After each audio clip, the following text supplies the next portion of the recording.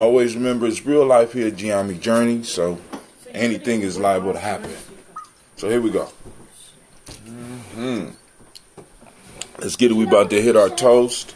Oh, I forgot to plug in my mic. Let me go on and do that. What's up? Now you got to put on some clothes, Gina. Okay. Ooh, yeah, come on over here so that they can see you in the shirt. We're gonna be having these. For sale, as a matter of fact. Let me join her. Go on, let's see that Gye-Nyame. We're gonna have that at the mall, right? That's her shirt she wore for her little presentation, right? Little Gina G was out there doing her thing, right? So, also I'm gonna join her, but we're gonna have it in red, we're gonna have it in black, and of course green. We're gonna have blue and the white one. I'm gonna wear one of the white ones for the show today. So there she go. But family, y'all know what it is. I'm going to give y'all time to congregate, get the congregation of the mighty together. Let me go and join Gina G. Yeah, man. We got over to the barbershop right on time. We were the first ones ever. I was like, good grief, we're about to have the show. I got some equipment coming next week. We got some equipment that I need to share with you right now. Well, you want to be on the show for good? Yeah. Oh, come on. I'm gonna get my cup. You're gonna get your glass. Well, you a minor. We can expect you to do a cup if you want to do a cup. But as adults, we gotta toast with glasses because the ancestors like the chinging of the glass. So family, listen. First off, once again, I want to welcome you to the congregation of the mighty. This is the place where your hustle builds muscle. This is Gye-Nyame Journey Media. Girl, I don't know why you sound. Go ahead, put that down. I don't know why it sound like anime. Go ahead, put it down. I don't know why anime sound like she got something in her throat. So we're gonna try it again. This is Gye-Nyame Journey Media. I am your host, Brother Hatim, joined by Miss Gina and her apple, and this is the Daily Toast. And it's a Heart of a Simple production. You need your own water, because I got to drink this whole water myself. Oh, here. You finish that one. And, of course, we strive to blow up your old paradigm.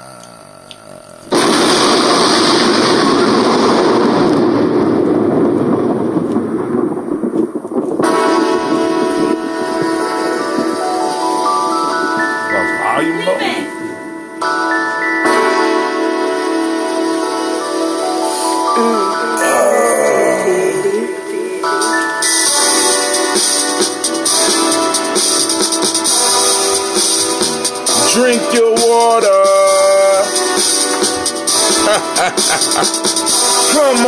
Come on, drink your water, but first, take your breath and drink some water. Take your breath and drink some water. Take your breath and drink some water. Take your breath. Drink.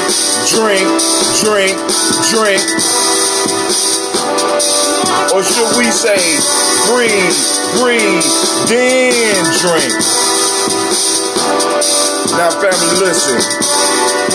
Grab your glass up for that water. Get your bottle of that water. Twist the cap off that water, cover that. Lift it for your water. Drink.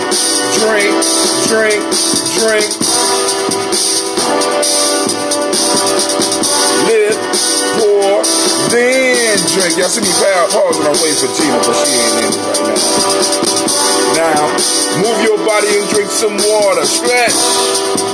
Move your body and drink some water. Move your body. Come on. Move your body and drink some water. Come on. Just move your body. Drink.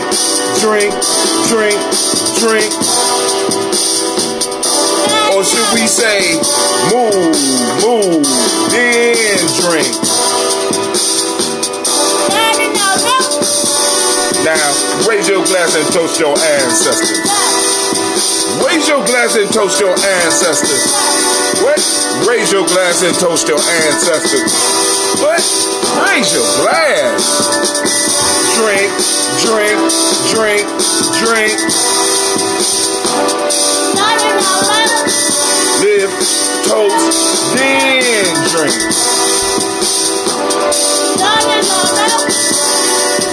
Take your breath and drink some water.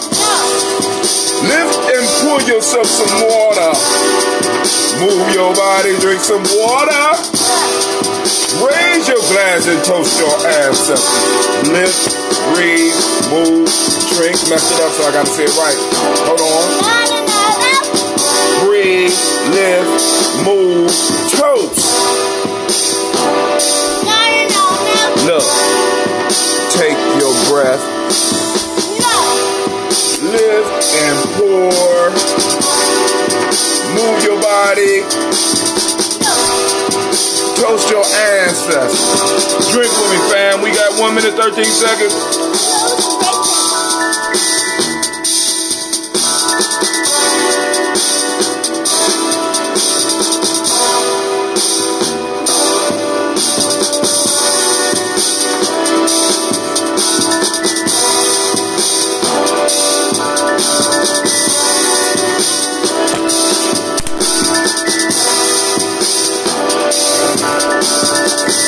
Drink, drink, drink. Drink, drink, drink, drink.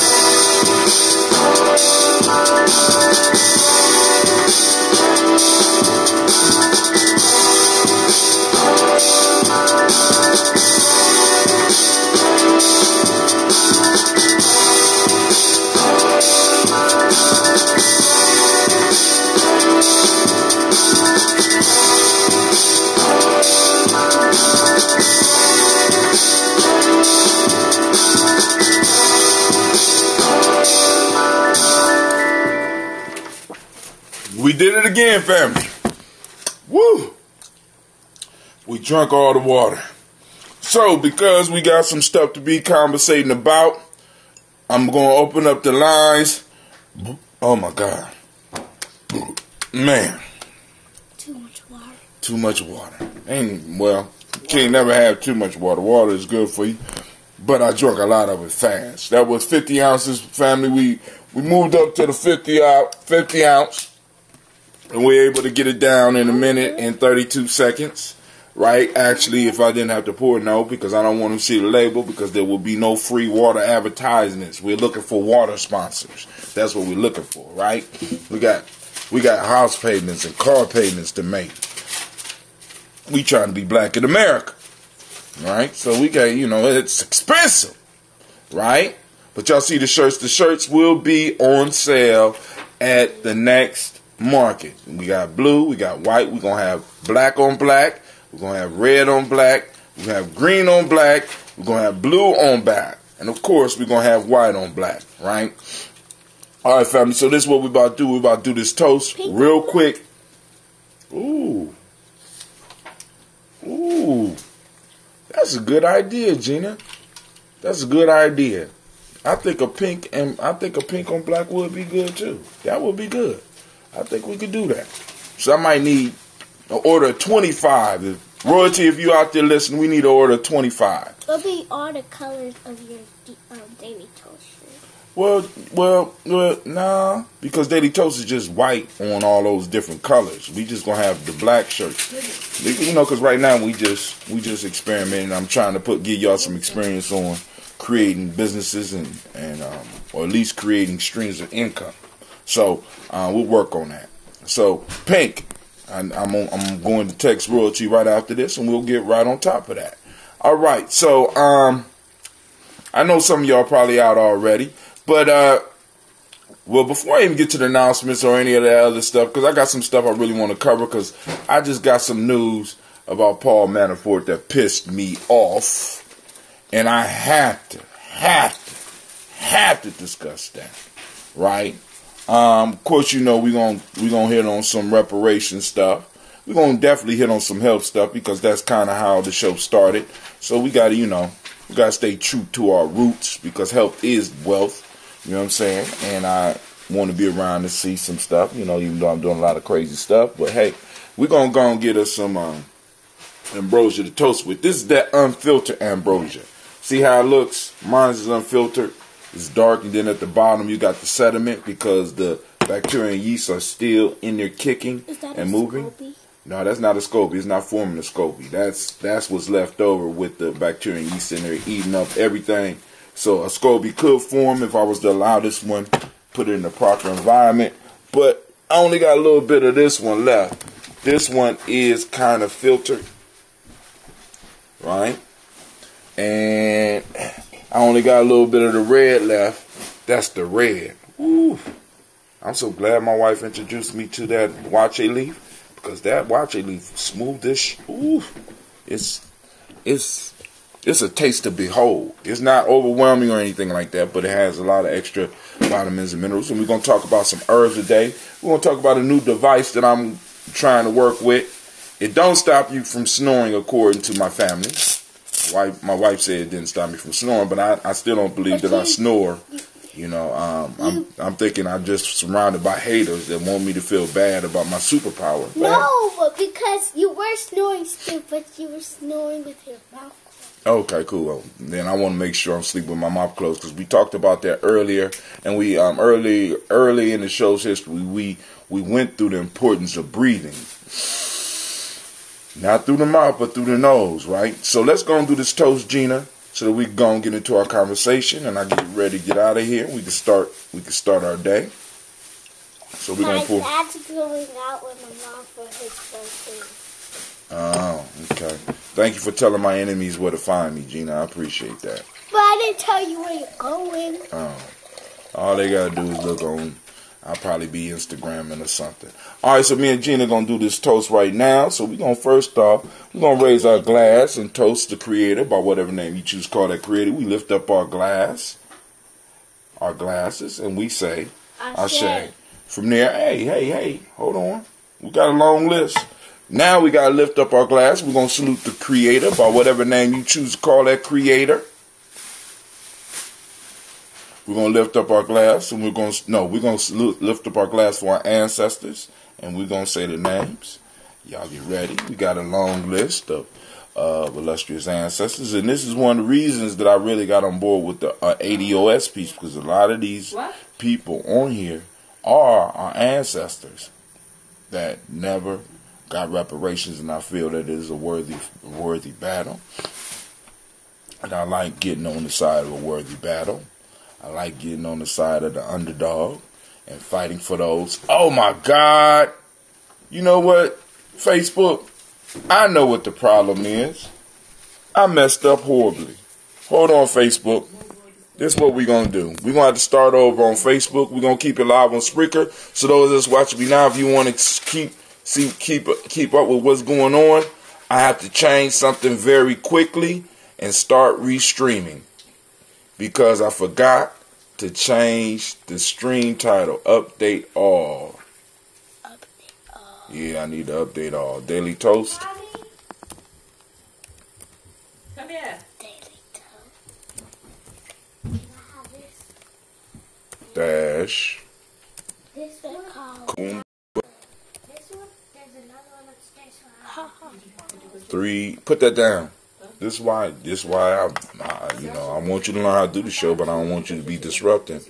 193. We're going to update all.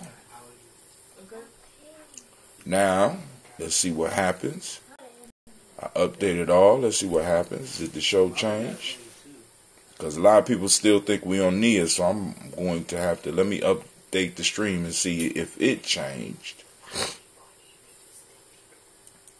I'm about to update the chat. Well, actually, the chat is going to have to be updated again anyway, because I'm about to shut it off and go back.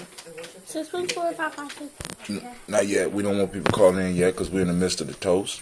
So I'm going to shut it off. All right. So now we are streaming once again. Let me refresh the chat. Do we have to do the recording? Oh, no. All right. For those that's just tuning in now, We just had to update everything because we had the wrong title for the show. And I was wondering what was going on because a lot of people was looking at it like, it's not Nia, Brother Hot Tim. What's wrong with you? It's not Nia. You got to get your dates right, sir. You have to we have to change the whole piece. So if those that need to catch the beginning, go back and go and check out the beginning. I'm sorry for the mix. This call is being recorded. Oh, somebody calling in early already in the midst of the toast. What's going on? Who this? Oh, okay. Just hung up on us. All right. Cool. Here we go. We're going to call out the ancestors. We lifting up our glass. Lift up that glass, little girl. I know you say no, but lift up that glass. Salute your ancestors. All right, boom. Here we go. Miles Brown, Ms. Ann, Robert the Texan Davis, Herman Brown Sr., Rosalie Tilley, George and William Walter, Chris Fanny Gasson, Eileen Uncle Chris, I'm Fiend, Cleveland Jenny Brown, Margaret Ellis, Wash Ellis, Cecil Ellis, Alvaro Brown, Gina Gaines, Herman Brown II, Barbara Twiggs, Wash Ellis Jr., Katie Ellis, Nikki Ellis, Jamal Jones, Jeremiah Tappan, John Flora, Montague Pimenel, Normal X, Pet Mont Rob, Malika Fakour, Dr. Marianne Williams, Kojo Kamal, Elder Farmer, Elder Millie Dixon, Tony Clark, Pastor Yusuf Weston, Elder Ajani, Elder Ron Coleman, Elder Robert Donaldson, Alfred Bropro, Hector Jr., J. Edwards, Carlisle Harris, Grace Lundy, Inez Harris, William Bill Moss, Phyllis Rose, Sterling Lucy Wright, Dergale Pulliam, the Luxter Brothers, Miss Edith Brooks Crawley, Miss Marie Nelson, Mr. Frederick Crawley Sr., Miss Jerry Brunson, Mr. Liza Johnson, Miss Marie McDowell, Janice Foster, Charles Jordan, Kel Smith, Walter Smith, Richard Triggs, Francis Johnson, Mary Franklin, Jimmy Williams, Daniel Ford, George Gibson, Natalie Loretta Clark, Inez McCrae, Fritz Clark, Frankie Justice, Katie Justice, Derek Rinderman, Virginia Rogers, Reverend James Smith, Lois Henderson, Calvin Spratling, Mary Elizabeth Walker, Rain Walker Sr., Sarah Jane Carter, Michael Ford Jr., Carolyn D. Russell, Susie B. Smith, Teresa Clay, Melvin Dale Hodge Jr., and I didn't send out the black signal.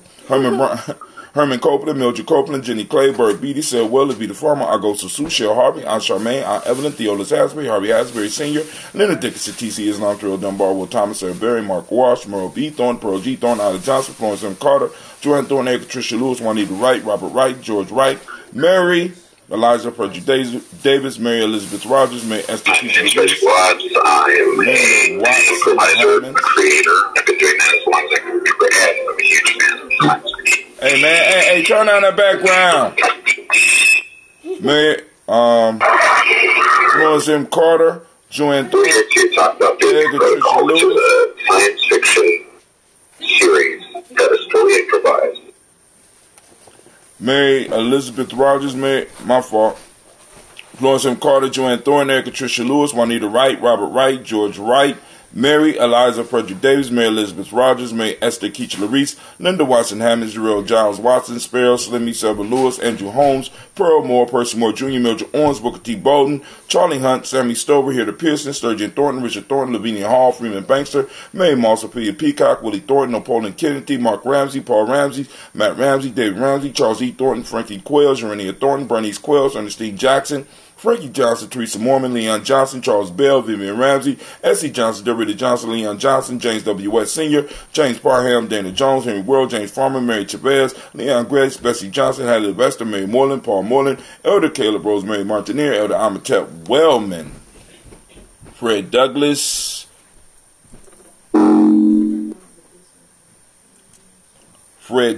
Triggs, Senior, Thelma Triggs, Thomas and Lula Berry, Lacey Eleanor Howe, Frankie Russell and Davis, Fred Douglas Triggs II, Mina Triggs, Reverend Eddie Moore, Helen Fuller, Eugene Jackson Sr., Richard Ellis, Silas Alexander, Charles Maxwell, Percy May Alexander, Arthur Reynolds, Stanley Lockhart, Ricky Lockhart, William Lockhart, Woodrow Lockhart, Brenda Porter, Deacon Hargrove, Carla Sawyer, Andrew Parker, Doris Donald, Ellis Murphy, D'Amico Russell, Leomont Aries, Jean and Ruth Jones, Jana Callahan, William Walter West, Nigella Parrish, Elder Basiji Filani, Jim Robinson, Gladys Johnson, Valerie Clark, John and Mary Sullivan, Dirk Johnson, Antonio Johnson, Delise Waters, DeFridas Hines, Inez Bostic, Edna Bostic, Winifred Scannell, Barry Wilson Heading, Emma Hines, Phyllis Lee, Eugene Spratling, Calvin Spratling, Charles Wooden, Penny Brown, Roy Lee Printup Jr., Miriam Johnson, Wilbur Longmire, Edith Catney, Janice Carter, Michael Carter, Leon Peanut Carter, Margaret Carter, William Carter, Lisa Jordan, Charles Lee Mosley, Dorothy R. Blair, Davis Timothy Butler.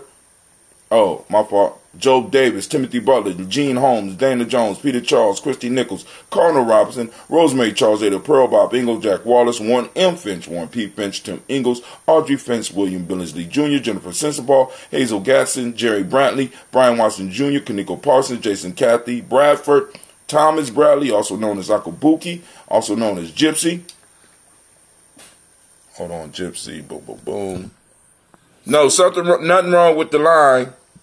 I don't know what's going on. All right, I'll look at it. Reverend Roosevelt Word the First, Stacey Trice, Frank Smith, Mother Bertha, Michael Leonard, David Brown, Ruth Carter, June Cox, Ruth Cox, Paula Cox, Ronald Urban, Judith Herbert, Irene Johnson, Francis Booth Jefferson, Dan Wilkinson Sr., Emma McClendon, Jerry Doyle, Amina Robinson, Mary Nichols, Patricia Williams, Shabaka Teray, Greg G2 Gibson, Donna Hill, Richard Gleavis, Lee Irby, Tommy Irby, Boy Irby, Jim Gaucher, George and Hallie Johnson, Archie and Margaret Armstead, Diane Scott, Erica Armstrong, Claire Fox, Gene Evans, Archie Beck, Anna McGill, Charles McDaniel, Christian Cottrell, Aunt Becca, Alice Arnold, Arthur Arnold, Hattie Reed, Charles Reed, Eula and Andrew Baker, Patricia and Edwin Brooks, Gwendolyn and Bob Hatch, Kimball Vernon, Bradley Kim, Janie Harriet McCate, Spencer Sturgis, Sally Mae Baker, Ethel Baker, Creola Baker, Geneva Baker, Aaron Nino Baby Hatch, Senior Mally Miller, Housie Hatch, Dad Cleveland, Mother Gibson, Alex Nixon, John Bowie, Lester and Rachel Saunders, Dorita Ross, Viola Ross, Robert Nelson, Francis Stevenson, Leroy Stokes,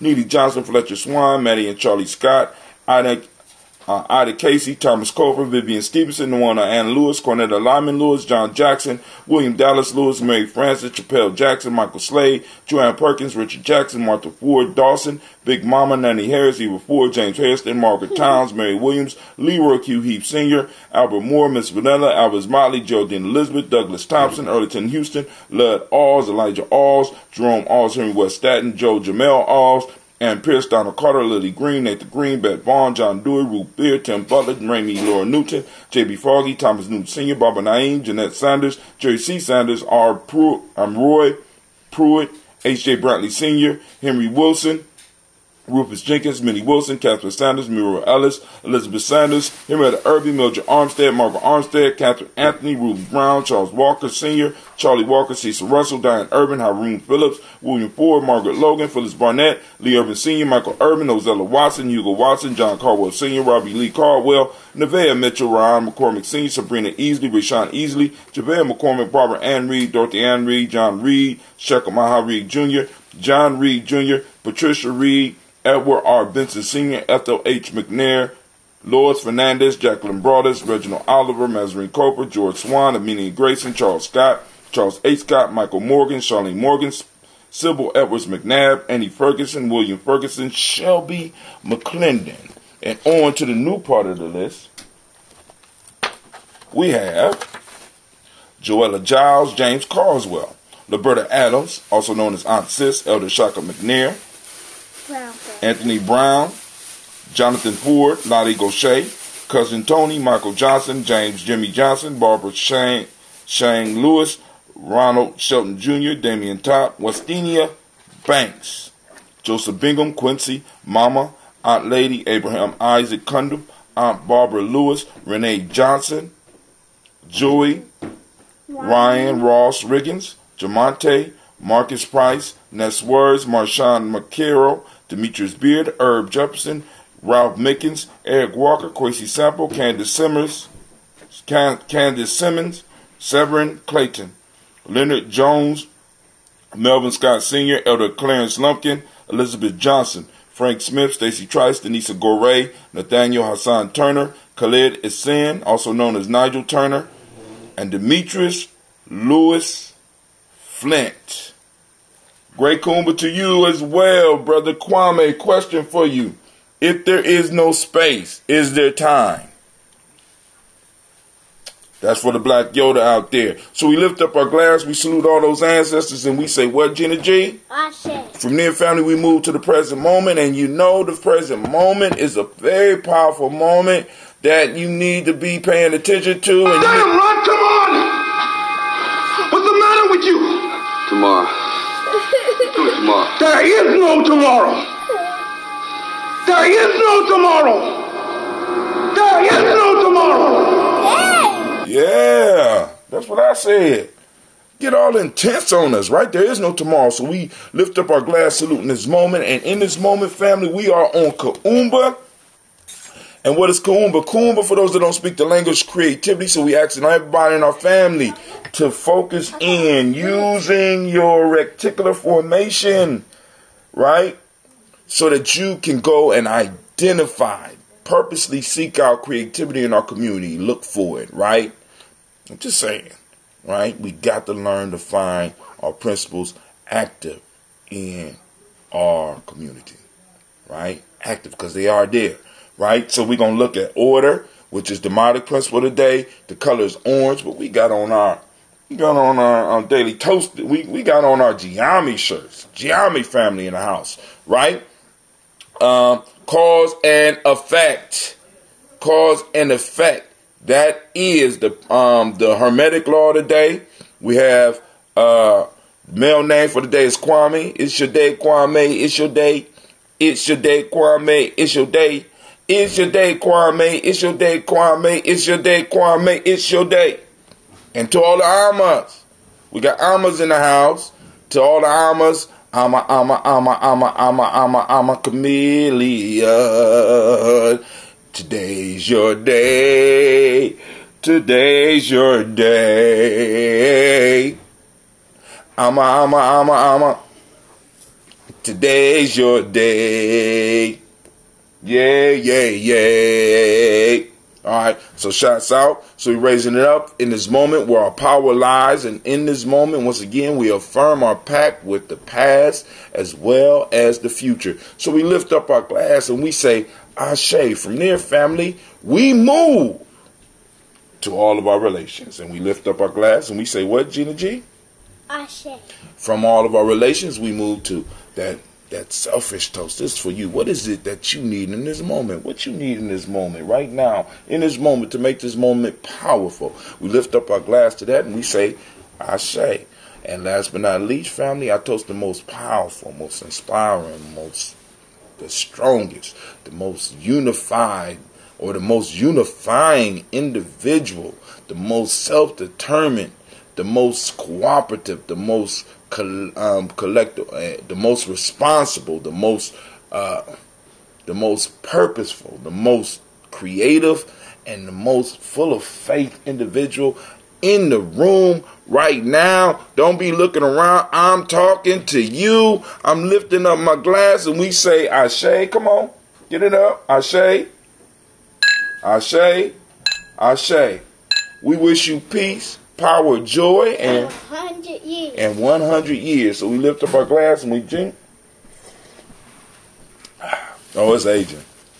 Oh, it's aging. You can't. Hold on. What are you doing? What are you doing? It's strong. Yeah, it's strong. You ain't got to be making those faces. I ain't gonna let you on my show no more. But it's aging in a different way, boy. All right, so let's see. Hold on. I started a conversation with the Black Yoda. Let's see. Some believe time to be an artificial construct, and as there is no time if there is no motion. But as we understand in the universe we live in, time is inseparable from space.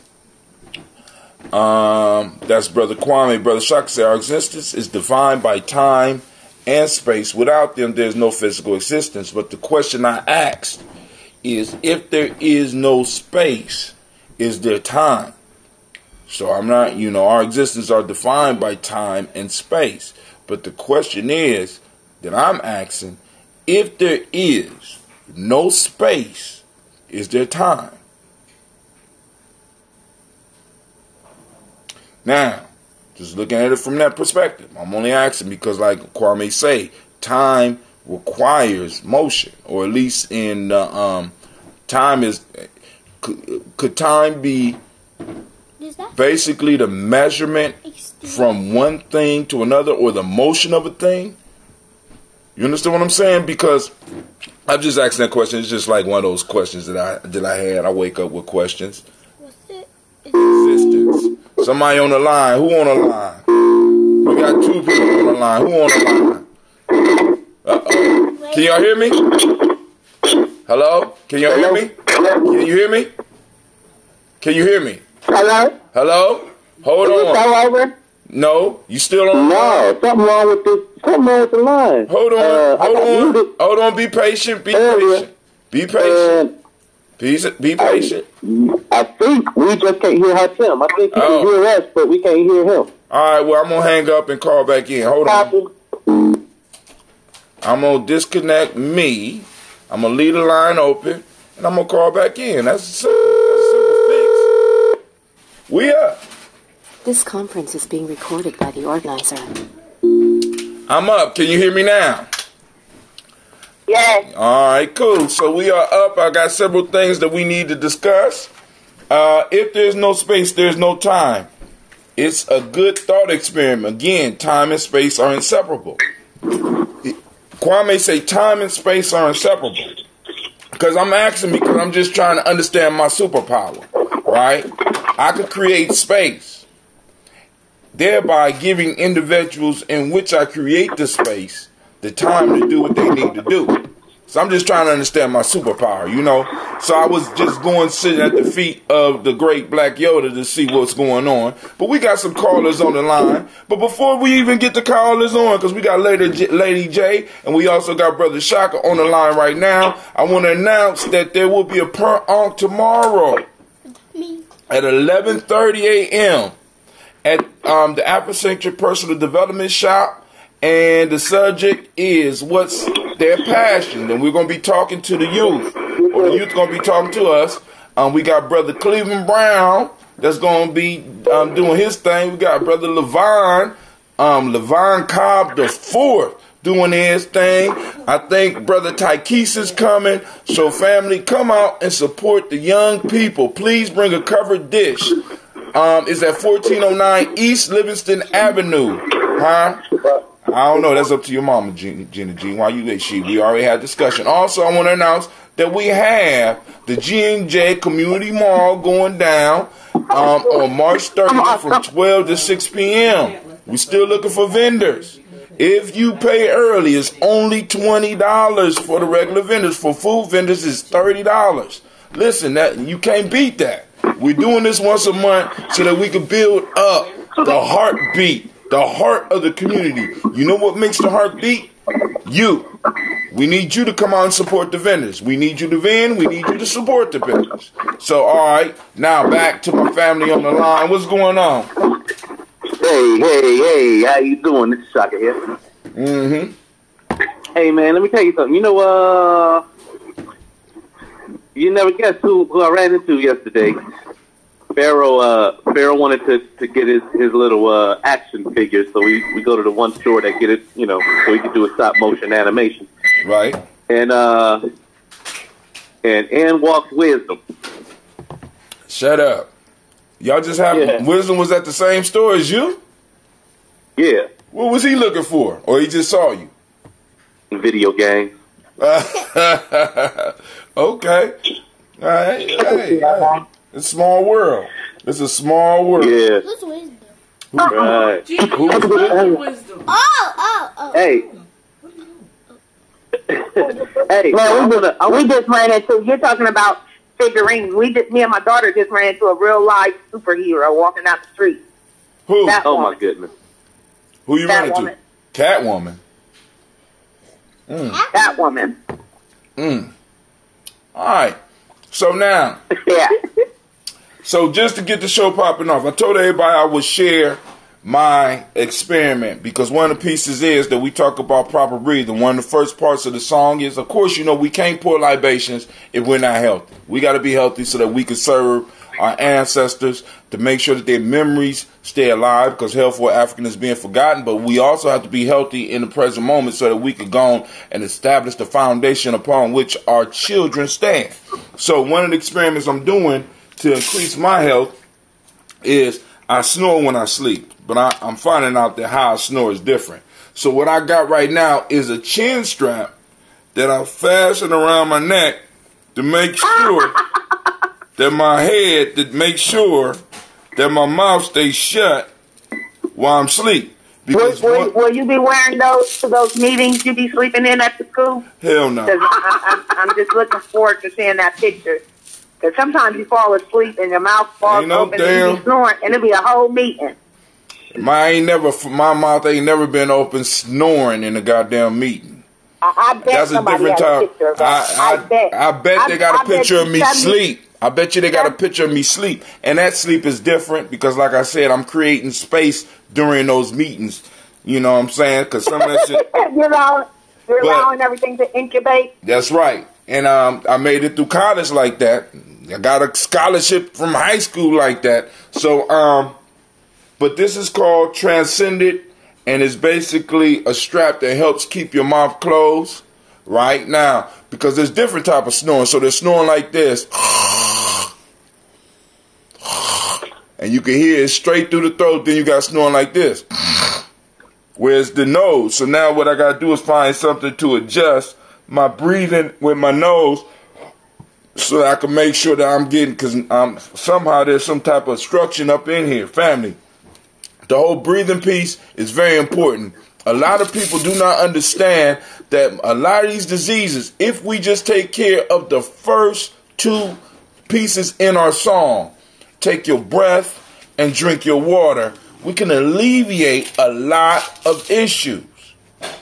Right? I just wanted to make sure. So I'm going to let y'all know we're going to be doing this experiment for about 30 days. I also got the mouth tape coming too, but I don't think I'm going to use that. I'll find something else to use that for.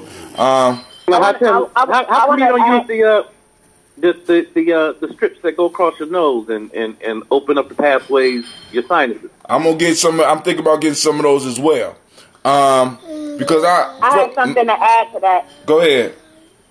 I have a friend who I've been trying to encourage to make a video and post it. I feel like he could sell it. So he does these sit-ups, right? Mm-hmm. So it's 20 sit-ups a day.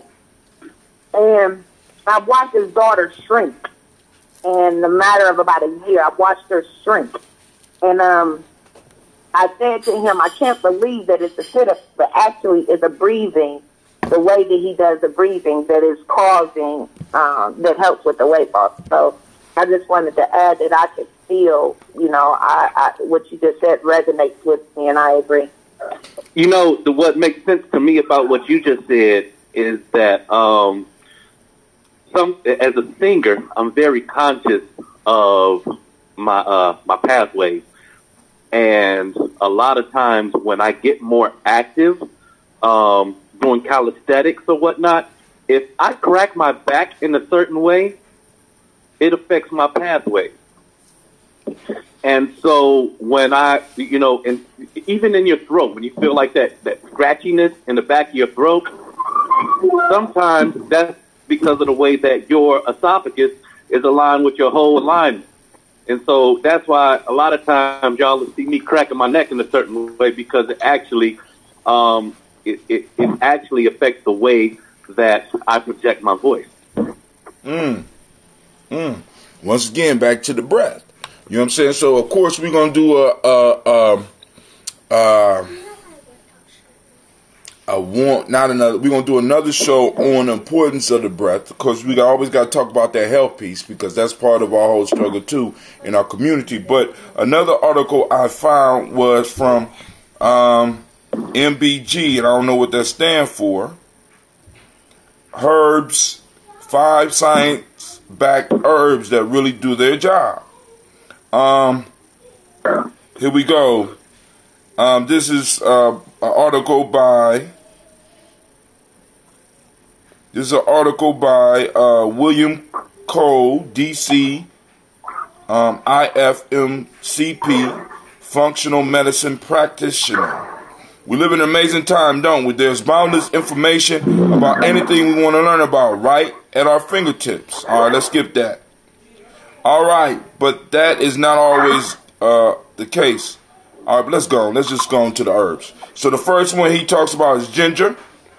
This popular herb has been used for centuries for its powerful antioxidant and anti-inflammatory properties. Most of the ginger health benefits are believed to come specifically from the bioactive compound gingerol. While ginger can help with a variety of ailments, the majority of studies surrounding ginger focus on the ability to calm. Who is singing in the background?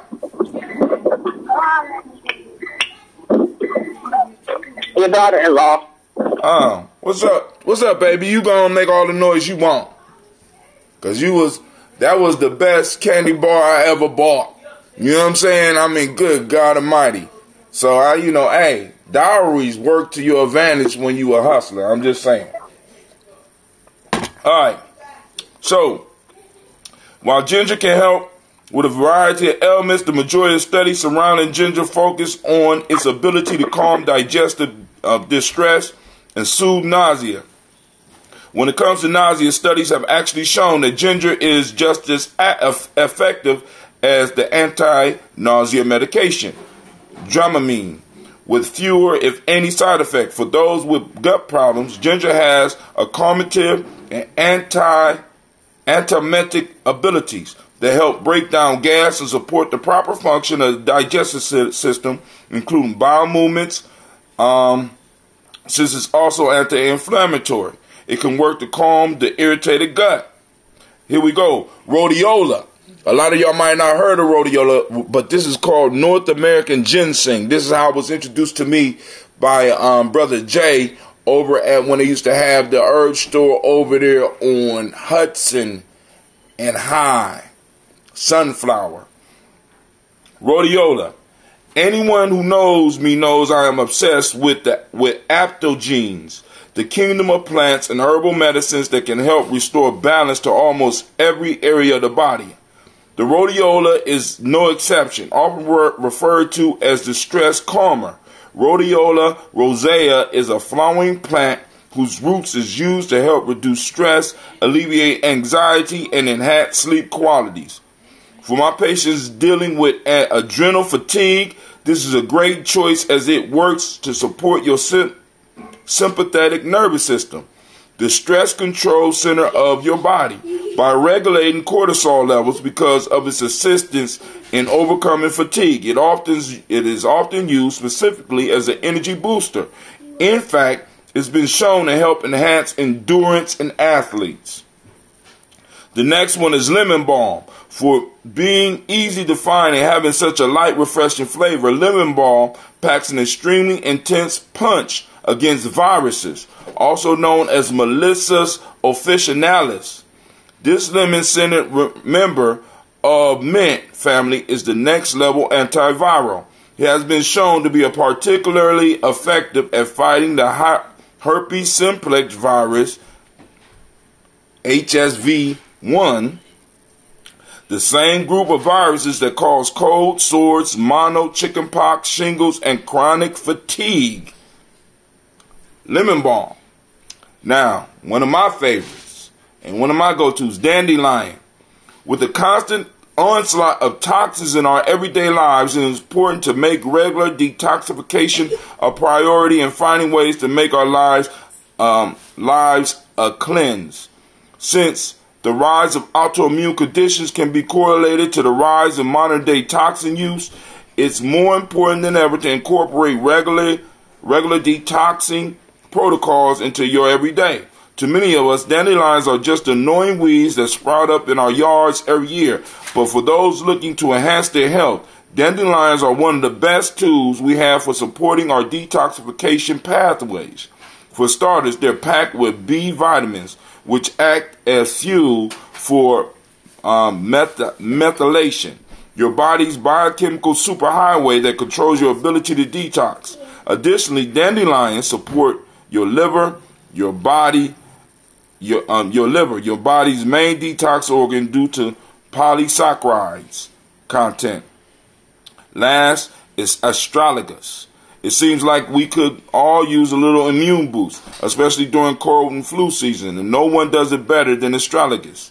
This root, adaptogen, is both an antibacterial and antiviral and has the ability to boost immune regulating T cells. It also works to restore balance to the Th1 and Th2 pro-inflammatory cytokines, which need to be balanced for your immune system to function. So those are the five. I'll go back through the five once again. We have ginger, rhodiola, lemon balm, dandelion, astragalus. There's a lot of diseases that's running rampant in our community, and I think that we could go a long way by adding just a few of these things to our regiments. You know what I'm saying? Because most of us want to live. I want to live long enough to get my reparations. Because they're gonna stall us out. Go ahead. You talked about the astrologus. You know, I use astrologus. Did you say anything about diabetes with that one? Because that one is no, it was a short article. Didn't say nothing about. Okay. But I'm quite sure. I mean, family, listen. Don't stop here. Take some time and do your own research. Did you get to pay for the Kwame drink? Yes, I did. Now, so on to an article that pissed me off today. Manafort sentence fires up debate on sentence inequities. Now, the reason that well, I'm gonna read it first, and then I'm gonna get into it because I am about to go on a mad rant. Why is it going to YouTube? I want to go to the article. I don't want to see no video. Manafort was sentenced in Virginia on the case where he was convicted by a jury. I gotta find another one. I'm sorry. It took me straight to YouTube. The sentence was for 47 months, which is approximately 4 years. All right, Mr. Manafort. So he'll get credit for that time. Mr. Manafort finally got to speak for himself. He made clear he accepts responsibility for his conduct. All right. Sentencing guidelines, which are determined based on criminal history. So it took me to. So I'm gonna look up Manafort's case. Hold on. For federal cases, and it won't stop. I can't help it. It won't stop. I'm sorry. Manafort. Because what I want to read is his sentence. And the issue that bothers me the most about this man only getting 4 years, all the stuff that he did, the money, basically the money laundering or shifting around money, lying and all this shit, he only got 4 years. He only got 4 years. And that bothers me because we all, well, I ain't gonna say we all, I can speak for myself. I have somebody who had done crimes that have not affected as many people as Manafort, I got a brother right now sitting away for 8 years for a less severe crime. He didn't cheat the nation. He didn't boom, boom, boom. There's still doubts about whether or not he didn't do anything illegal. Let me say that first. First off, now, if anything, there was mistakes, maybe some bad bookkeeping and all this, whatever the case. 8 years. But we got an individual that is able to get 4 years. A white boy get 4 years for cheating the country. I can't turn this damn thing off.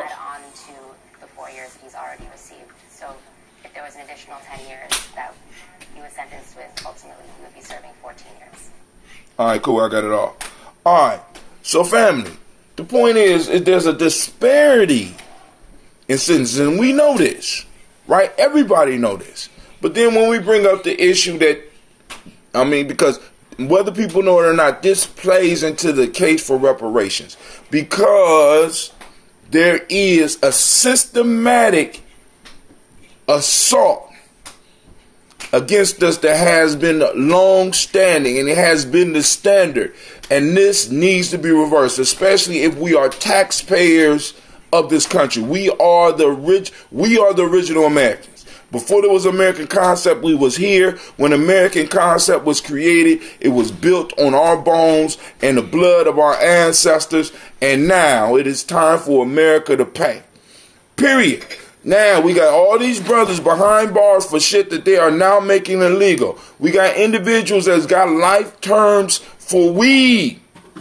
I don't know if y'all really understand. Life term for weed, and now they legalize weed and turn around, and guess what? Black folks can't really get into it. Why? Because we don't have the capital from the past to invest into the now so that we could build up wealth for the future.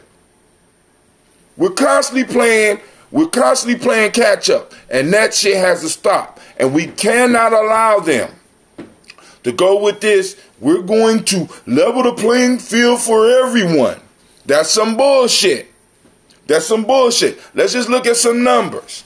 I told y'all the other day, I did the numbers for the billionaires, right? I looked at the billionaires. If I'm correct, we had what, 1.5%? Was it 2.5% of the billionaires? Black billionaires? Because I found 4 in the possible. Possibly 3 and 2 possibles. Millionaires. We make up 6 to 8% of the millionaires, which means that out of the 11 million millionaires, there's about 880,000 black millionaires. Now, but then you turn around and you look at the total wealth that we hold. I ain't talking about income. Because now we passed this phase. So if you calling in talking about income, we got a whole nother issue there. But if we look at the total amount of wealth that's held by black folks in America, we are about at 2.6%. If that much. Can I talk about this for a second, Hakeem? Go ahead. And again, I got to give a disclaimer that you're not going to like what I say. You damn right. I'm already prepared. Matter of fact, I'm going to pee while you talking so I can miss it. Go ahead. I'm listening. I'm just joking. Okay. But I am going to pee. Yeah. Okay. So this is a thing that we have to be mindful of. Immediately and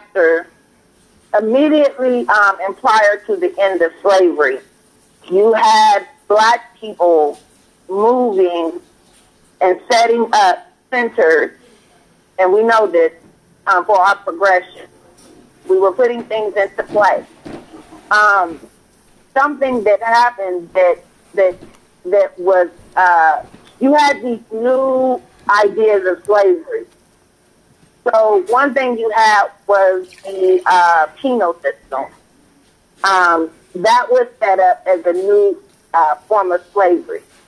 But also, in the 20s specifically, there was a campaign that would keep us in debt. And when I read the historical text, when I read the primary documents, the autobiographies from this period, it is obvious. Not only that, I watched one of the first black films. It was a silent film. And I'm always sad that I can't remember the exact name, but it's on YouTube under African American cinema or whatever. And it's like the one-way ticket to hell. That's how I always remember, but I know I'm not saying it exact. And so,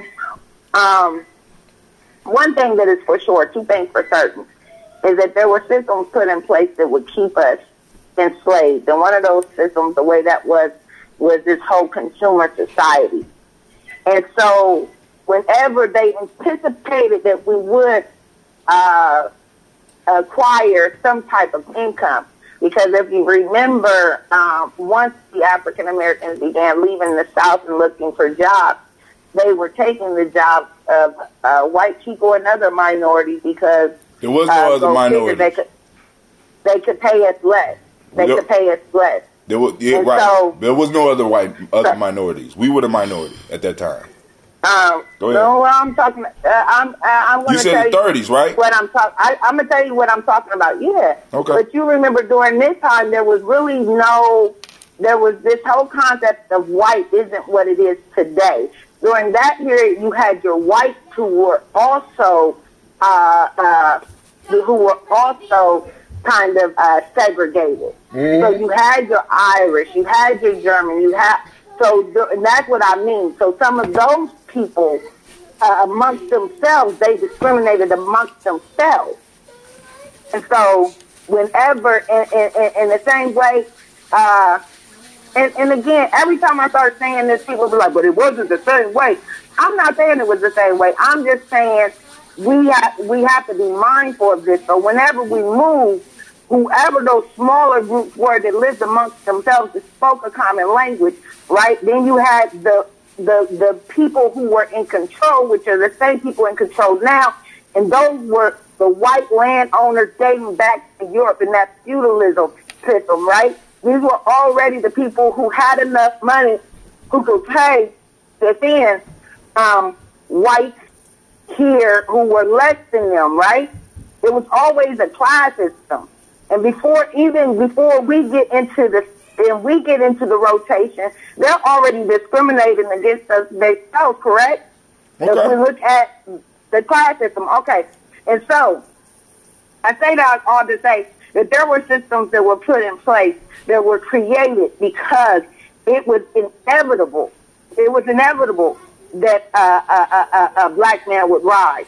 And the reason why they knew this too is because they too knew history. That's why they're on the defense. They too knew history. They too knew that the Negro knew rivers.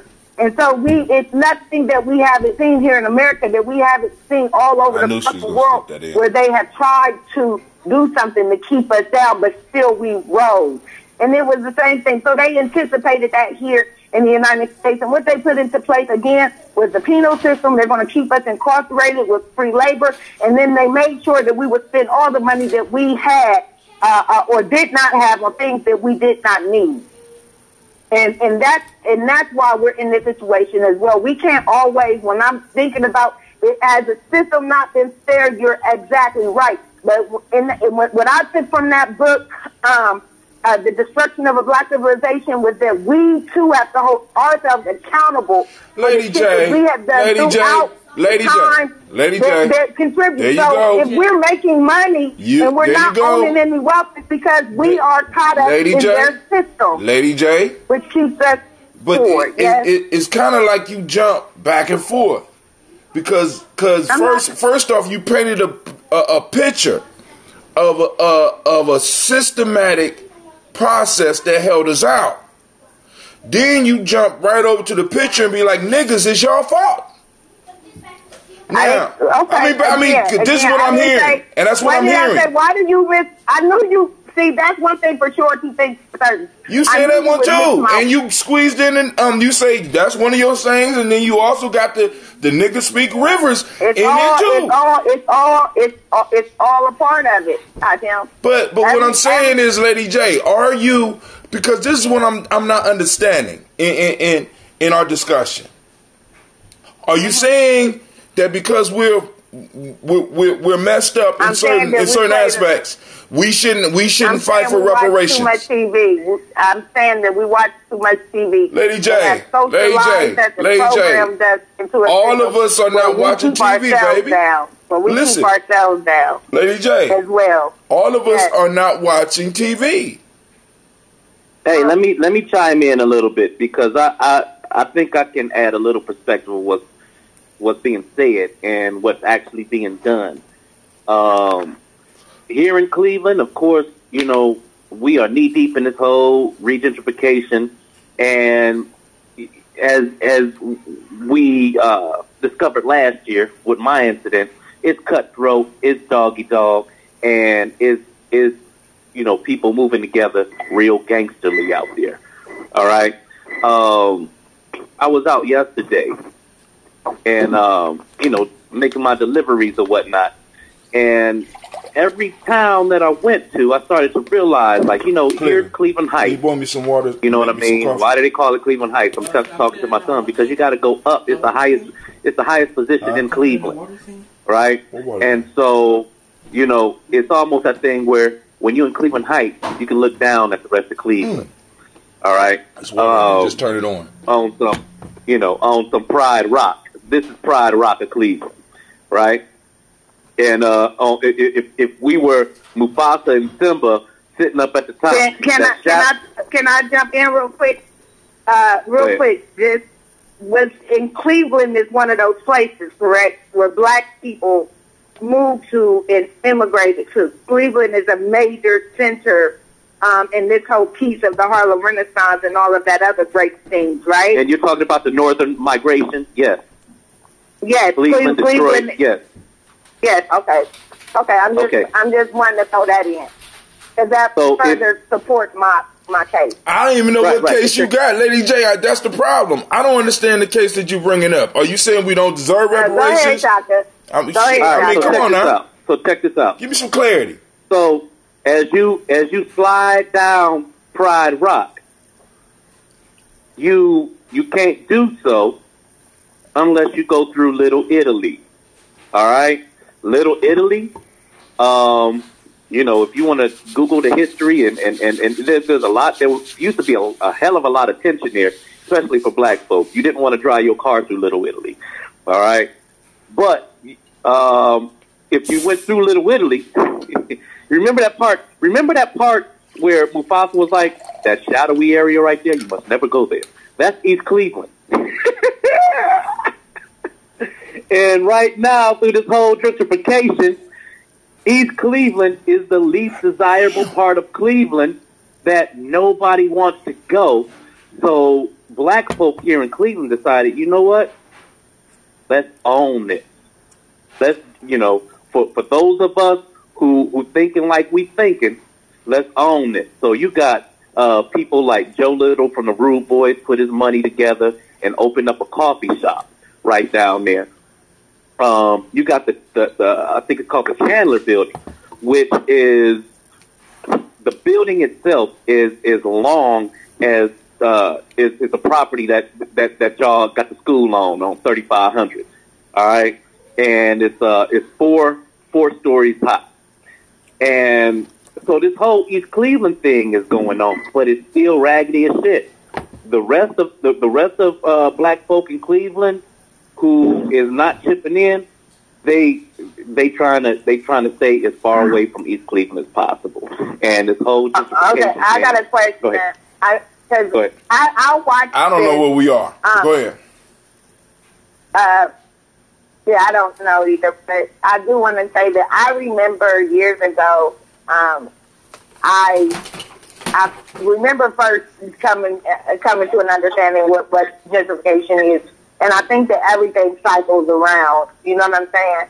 Everything cycles around. So I think one part of it is just knowing patterns. And I think that with that, I think that we should act accordingly. Columbus too is going through gentrification. But I remember traveling before the recession to Detroit, and I always knew it was called the Motor City, right? But this was years ago, I think, when I was in college. Anyway, but the club was an old thing. They were putting clubs on their car, and they were telling me that, you know, why do you think they call it the Motor City? Also, one thing that was happening was that I liked it because I thought, you know, the police was never around. I really like it here. All these black people living amongst each other. Well, then one day they told me, they said, well, the only thing about that is what happens with crime. All that to say, the malls had closed down. Everything that's happened in Columbus happened there way before it happened here. Milwaukee, what happened in Milwaukee with black people, it's all like takes away, right? So I feel like like I said, we just gotta familiarize ourselves with the cycles. We gotta familiarize ourselves with this stuff so that we can act accordingly. You know what I'm saying? So that we can act accordingly, because we see it happening all over the country. We see it happen all over the country as it pertains to us. You know what I'm saying? As it pertains to us. But again, I think that there are, even with your statistics, there are people making money, but we're not buying wealth. That's what I hear you saying. Like we're making the income. We're obtaining more income, but we're not owning, right? Well, Lady J, I think that wait a minute, Shasha, because I need to know if that's what Hashem is saying. Well, listen, I brought up the conversation of, I say reparations. I don't understand what either one of y'all saying. And I agree, but I'm asking you, do you think the issue is that we're not making money or that we're not acquiring wealth? When wealth, we don't listen. You said income. You specifically said this is. I'm not talking about income. I'm talking about wealth. I'm talking about wealth. So you're not talking about. I'm not talking about income. I'm not talking about income. If I'm not mistaken, wealth is having equity. Correct? No. Wealth is having equity, like owning businesses.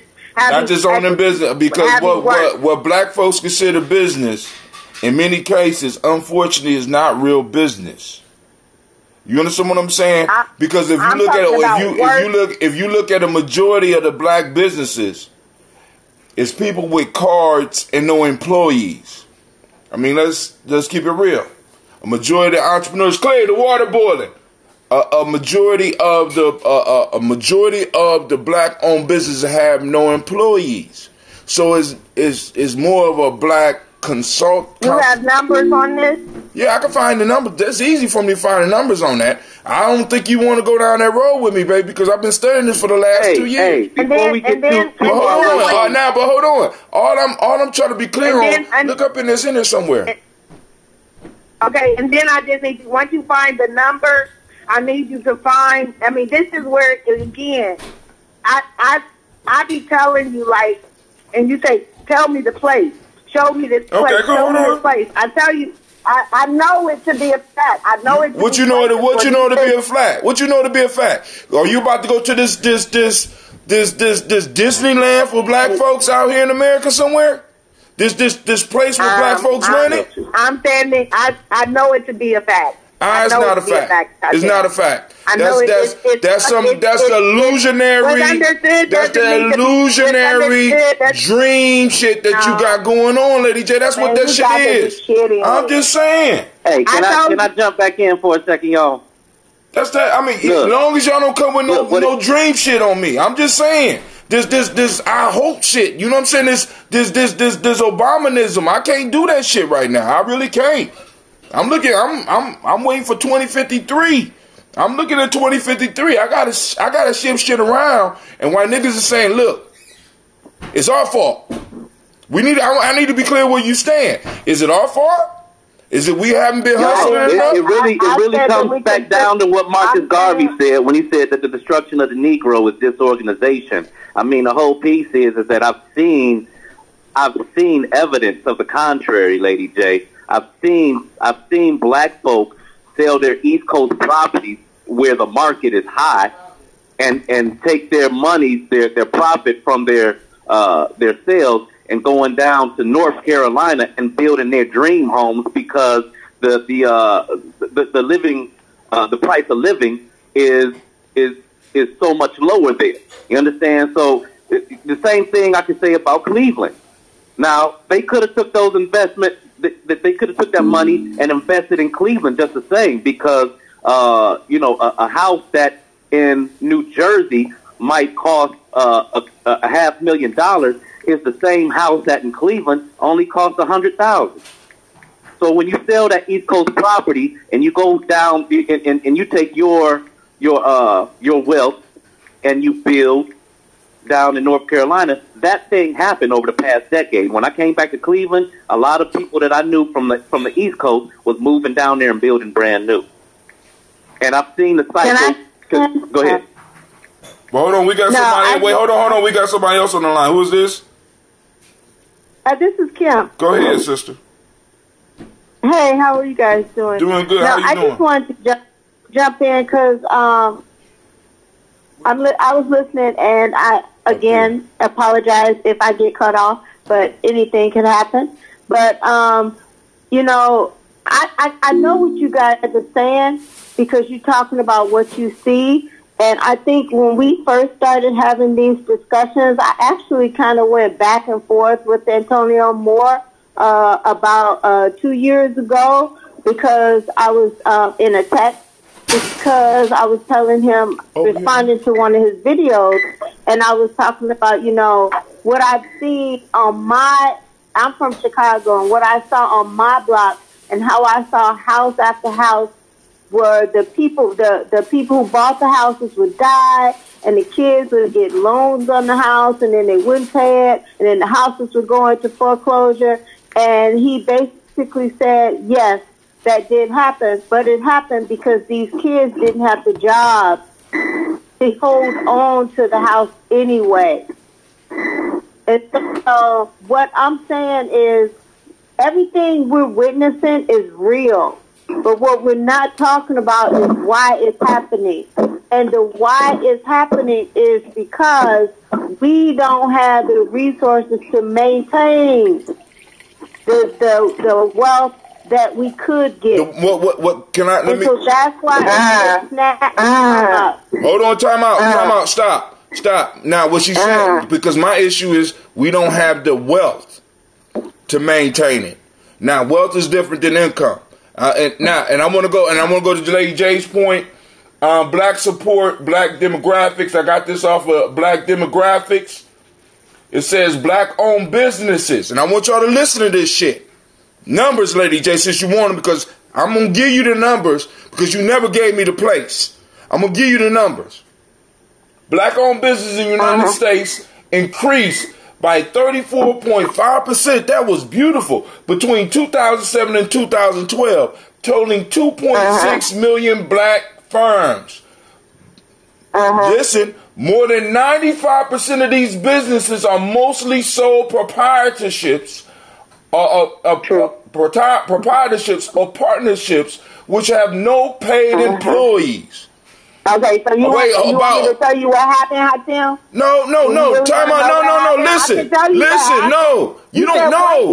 No. Listen to me. See, listen. There you go with that bullying shit. You're not gonna do that shit. Listen to me. Come on now. You're not gonna do that shit to me, right? Because I gave you what you wanted. I gave you the numbers, and now you're gonna explain to me why the numbers are when I opened up, give you the reason why a majority of black businesses are don't have employees because we don't have the wealth. You know what I'm saying? We don't. You know what I'm saying? I mean, the fact that you stating facts. We don't have it. Did you start? Most of these so-called businesses are basically hustles that can maybe maintain one person. But they can't even maintain a family. So, I don't mean to be, because the piece is, we have this, if we, as black people, don't listen to what our ancestors said, and one of those is in the laws of Ma'at, being able to distinguish the real from the unreal. I got people in my own circle that are not looking at reality. We're still looking at hope. Now, this whole movement, the ADOS movement, the reason it sparked something with me was because they are addressing immediate need. And it might take generations for us to get it. But it's something that's deeper than all the other stuff. And I'm going to say this. Another reason, and in my research, do you know that the reparations movement had a head of steam and was moving and could have been at a whole nother level than where we are right now? But do you know when that steam started? Between 1987 and a certain year, something happened where all of a sudden the discussion for reparations was taken off the table. Anybody want to guess what year that was? Anybody want to guess what year that was? 1988. No. What year did my boy Obama run? The whole reparation shit was taken off the table. 07, 08. Just totally derailed. We done gave y'all black president. Now everything should be okay. We all equal now. We're in a post-racialist society. What are you still talking about? There is individuals achieving. When we look at the numbers, and the numbers are looking bleak for us, and we still can't see the reality, that shit is a shame.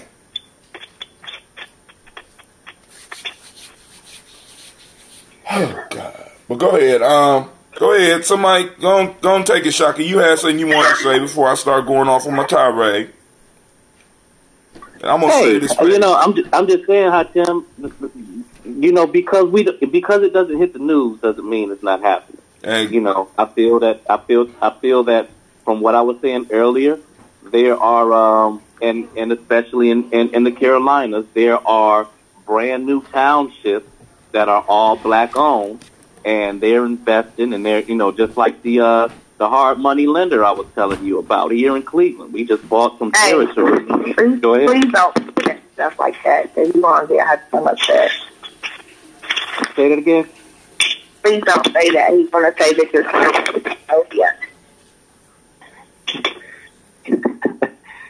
I mean, it's true. It's true. But Shaka, I'm listening. Shaka, give me numbers, man. Give me data. right? Because let me tell you what the data say for your son. Because me and you are gonna be in our late 80s.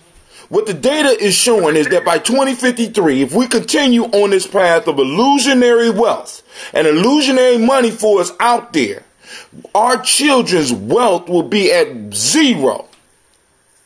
Is it you're saying illusionary? Y'all listen. You are not following the laws of Ma'at. You are not following the laws of Ma'at. You have not learned to distinguish the real from the unreal, and you could go out and you can see it all around us. This is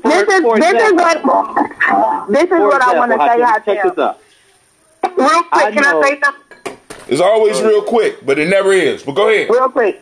Okay, so one thing I want to say is that, you know, my great-grandmother, Riola Rock, she used to say all the time, and it used to piss me off, I give it to God, I give it to God, I give it to God, right?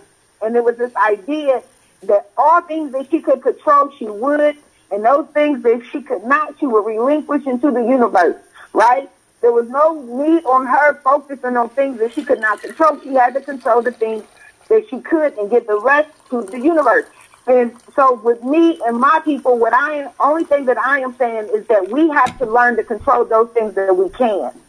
And one thing that we can, and I believe it because I'm speaking for myself, I'm speaking for my friends, is that I doubled my income, my yearly income in no time, right? It's time for me to buy property. It's time for me to do something where I acquire wealth that I can pass down to my children. It's only right. We have a whole area here, the Linden community. I keep telling people, like, what is right is even if we didn't move there right now, we would acquire a block or two.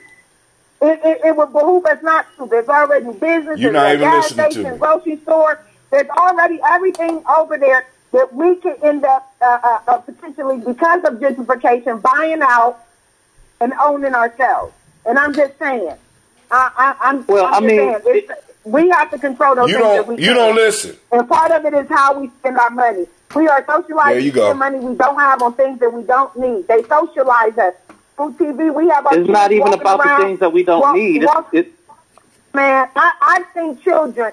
With our children, they say that this is the there you go. This is the sense of entitlement generation. This idea that you ain't no different than ours. We was entitled too, Lady J. Give me a break. Okay. See, because for us to go on and look at this generation and be like they are entitlement generation, I feel you. I feel your anger, but that's the no. But they was just like us. They're not different. They see certain things. Look at our spending behavior. In my house, it was different. Lady J. What I'm saying is that they have iPhones. Lady J, what you saying? What you trying to say, Lady J? They have $1,000 iPhones, $300 tennis shoes, $400 jeans, and their parents is fucking their ass to get these things. Lady J, so what are you saying? Lady J, what is your platform? Because I set this up so that one, we could deal with our issues directly. So what are you saying? See, because I want to get down to the bottom line, because I brought up reparations. Hold on, because you do not help this conversation move forward. If, and I'm just saying this, because what you're saying is very valid. Many of us do waste money. I'm bringing up hold on. I'm bringing up the discussion about reparations, and you always go back to, well, what about black on black spending? Come on, man. Hold on. Now, I'm going back to your grandma's quote. You do what you can and you leave the rest to God. Politics is something that we can take control of, goddammit. I agree. Hold on. So if you agree, then what is the issue between me and you? I'm bringing up reparations and shit that we can do, because I can't pocket watch everybody, and I'm not going to do that. There's no issue between me and you, because I too feel like the people are owed the reparations, and I feel like one of the reasons they secured this for me, right? The idea that the government, because they paid the Japanese Americans, they've already paid reparations to people. They've already paid them. So it behooves me to say, or for anyone to say that we're not old as well. So I'm not saying that we're not old, Hatim. What I am saying is one piece of the problem. We have the destruction of a black civilization. There's some things that we got to look at as well. We can't just think that we have not been able to do Lady J, nobody said that. You going on, you go off on these tangents. Nobody said that. I could go through the history probably better than you and tell you where we have achieved everything that we needed to do. But on the soil of America, every time we have tried to achieve and every time we have achieved, we have had the hand of government. We have had mobs that were protected by the government come in and destroy it. There is nothing that we cannot do. What we do need is we need the government that we paying our goddamn money to go and make sure that when shit happens like that, there is some consequence. So that it will never happen again. Period. Now that's the part that's unrealistic. No, that shit is not unrealistic because you're paying taxes. You're getting pimped every time you go buy a cigarette or buy a pack of gum. And these motherfuckers have basically systematically closed you out. All we saying as ADOS is that it's our time to speak up. Even if we don't get the shit. Because a lot of y'all just think it's about winning an election. Have an entity. I'm not saying that we should not have an entity that advocates and protects us. I'm just saying that when you call upon the government to do so, you got to understand it's contrary to the agenda against us. No, wait, time out. So the PC. Time out. What's that? That's totally flawed. You know what? You know what the flaw is, and I had that issue too. You know what the flaw in your logic is? You're looking at America as if you are an outsider, brother. You're not. No, I'm not. I'm not. And just to correct you, so wait, hold on. Like, this is your government. Hold on. This is your government. There's the American people and there's the American systems. When it comes to the systems, that is not the behavior of our people. That's the behavior of the system. What it comes down to is our behavior. We get back to the subject at hand. Our spending is the behavior. When you look at your own household and how much money you spend at Walmart on an annual basis, it's not because we're spending badly. It's because in the communities that we don't have the resources to be able to put on a marketplace that Walmart does. Exactly. When you look at Walmart and Home Depot and what's that? Let me say no. I'm gonna say this. If you have a successful business, economics. All right, cool, Lady J, I hear you. But let me tell you the threat to Ujamaa. We developed Gye-Nyame Journey Media. Me and Lady J get famous because we had one of these motherfucking arguments. And I'm like, Lady J, you're delusional. And she like, brother Hatim, you old. And we develop a fan base of 10, 20, 30,000 people that's just tuning in on a weekly basis to hear me and Lady J spar and hear Shaka come in and every now and then do one of his musical selections, but then at the next moment drop something profound and have Sister calling in from Wazadugu, Sister Kim dropping the stuff from across seas, looking at us from the outside in, and everybody's tuned in. The issue with that is that because we are in a system that has been totally developed, it will be hard for us to truly compete as a media company with those individual companies out here that have been well established. Now, is one thing in hustling. I'm not finished. I have an answer to you. I ain't finished. There's one law that I have learned from dealing on the streets, and that's big bank, take little bank. Okay. Let me just say I can't finish. Go ahead, Lady J. Go ahead. I would just like to say, dang it, now I done forgot. You said little bank. Little bank, big bank, take little bank every time. There's no way that any of our business can compete with Amazon. There's no way at this point in time the way America's structured right now. This is a one-hitter quitter, Hatim. Are you ready? None of yours have been one-hitter quitter. Can I get a drum roll, please? Can I get a drum roll? I got it. We are in the midst We are in the midst of the Great Awakening. Listen, Lady J. We are in the midst of the Great Awakening. How is that a one-hitter quitter? How's that a one-hitter quitter? Great Awakening. And most of the awakening is taking place over Google. What are you talking about? Well, whatever. Most people are getting information off of goddamn Google, which is a white company that's controlling information. Hey, y'all, listen. You fucking break. How's that a one-hitter quitter? You got to come better than that with me, baby. I'm expecting more out of you. Oh my God. Hey, can I say something? And this is real. I knew a young lady who, from the age of 16, worked in a family restaurant down in North Carolina, in Plymouth, North Carolina. All right, her family restaurant she worked in. Huh? No, Quasi is saying it's too much pricey energy. He talking about me and Lady J. Call in. Right. We got some Aries in here. We need some air. Oh, my God. Yeah, that's me. Now, check this out. So the piece is that at the age of 23, this girl just working full time at her parents. She raised $20,000 and she put a down payment on a property in New York or in New Jersey. All right. My point in telling her story is the fact that where she's from, and because of the behavior that she had and the discipline that she had, or just the lifestyle she had, she didn't have all those extras that she needed to get. She didn't need the $1,000 iPhone and all this other stuff because she had a practical life. She was living within her means. She did not go out and try to establish herself. After me, she didn't try to establish herself with all the Joneses and all of that. I just want to get down to one punchline in this conversation. Get the punchline. What it comes down to is a behavior, and our financial, the way that we spend is the reason why we, and I'm speaking to myself too. I make money and I spend it because that's income.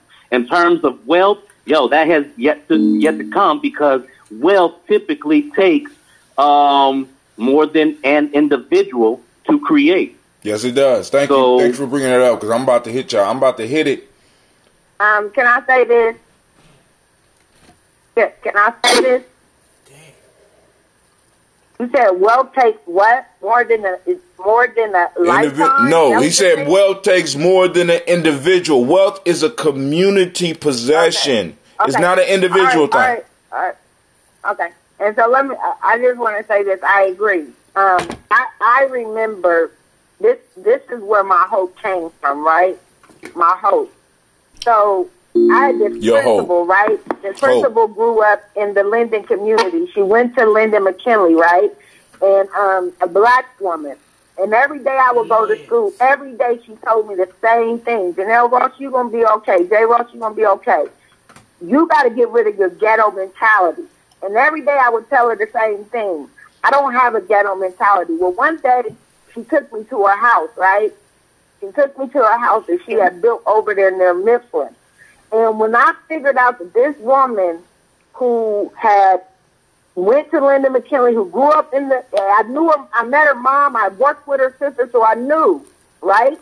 So anyway, my whole point in saying this is that it did take the community. It took her parents because one day she told me she lived with her parents until she was like 33. Her mom allowed her to live there. So all this time she's teaching and she's becoming a principal and she's stacking her bread. And now she's built who knows how many houses. She's over minority something over at Ohio State now, right? So I seen this, and this is why I knew that I too could do it, right? That gave me a sense of hope. Seeing that woman that built her house from the ground up, a beautiful house, and she was like in her 30s. In the 30s, or she couldn't have been too old. Guys, can I jump in? Yes, ma'am. You gotta get it where you can. Come on. Yeah, I gotta go fast. So I'm listening to you guys, and me and Tim are about the same age. I'm in my 50s. I'm in my early 50s. So I've seen people, go full circle. And what I'm saying to you all is this. We are in a situation where our wealth is at a point where we can't even... The signal drop. Sister Kim, you gonna? Wow. All I'm saying, listen, because it gets to a point where y'all say it's our spending habits. We are where we are right now because of our spending habits. Is this what I'm hearing both of y'all say? Not habit, but the overall behavior. All right, cool. So, Sister Kim, you back in? You want to finish? Because of our overall behavior. All right. And for example, when she just talked about the family or the woman that lived with her parents until she was 33, the flip side of that coin, Hatem, is that we are feeding our young men to. Okay, let me just say this: in the experiences that I've seen, when you take a woman who is raising her kids for whatever situation she got on welfare, right? When that child ages out, typically for the young men, he's pushed out of the nest. He's pushed out of the nest without the resources or the understanding to be able to survive independently in the world. Pull yourself up by your bootstraps. Now, they ain't even that philosophy, right? But I hear you, yeah. 1 out of 10, Hatem, with the black boys that we've dealt with, 1 out of 10, how many of them fit that scenario? Every last one. I'm just saying that it wouldn't even pull yourself up by your own bootstrap. It was just good luck. Fuck that. It wasn't right. They didn't get to pull yourself up by the bootstrap talk. They got the good luck, nigga, and get out. Right. Now let me ask you this: 1 out of 10, how many of them ended up in the penal system? For us? Well, I mean, we look at our numbers, we did pretty good, Shaka, because we might have had 4 out of all the young people that you have seen. Wait.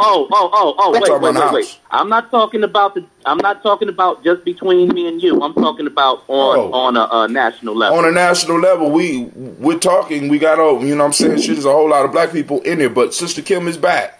Sister Kim, go and get it out before it cuts off on you again.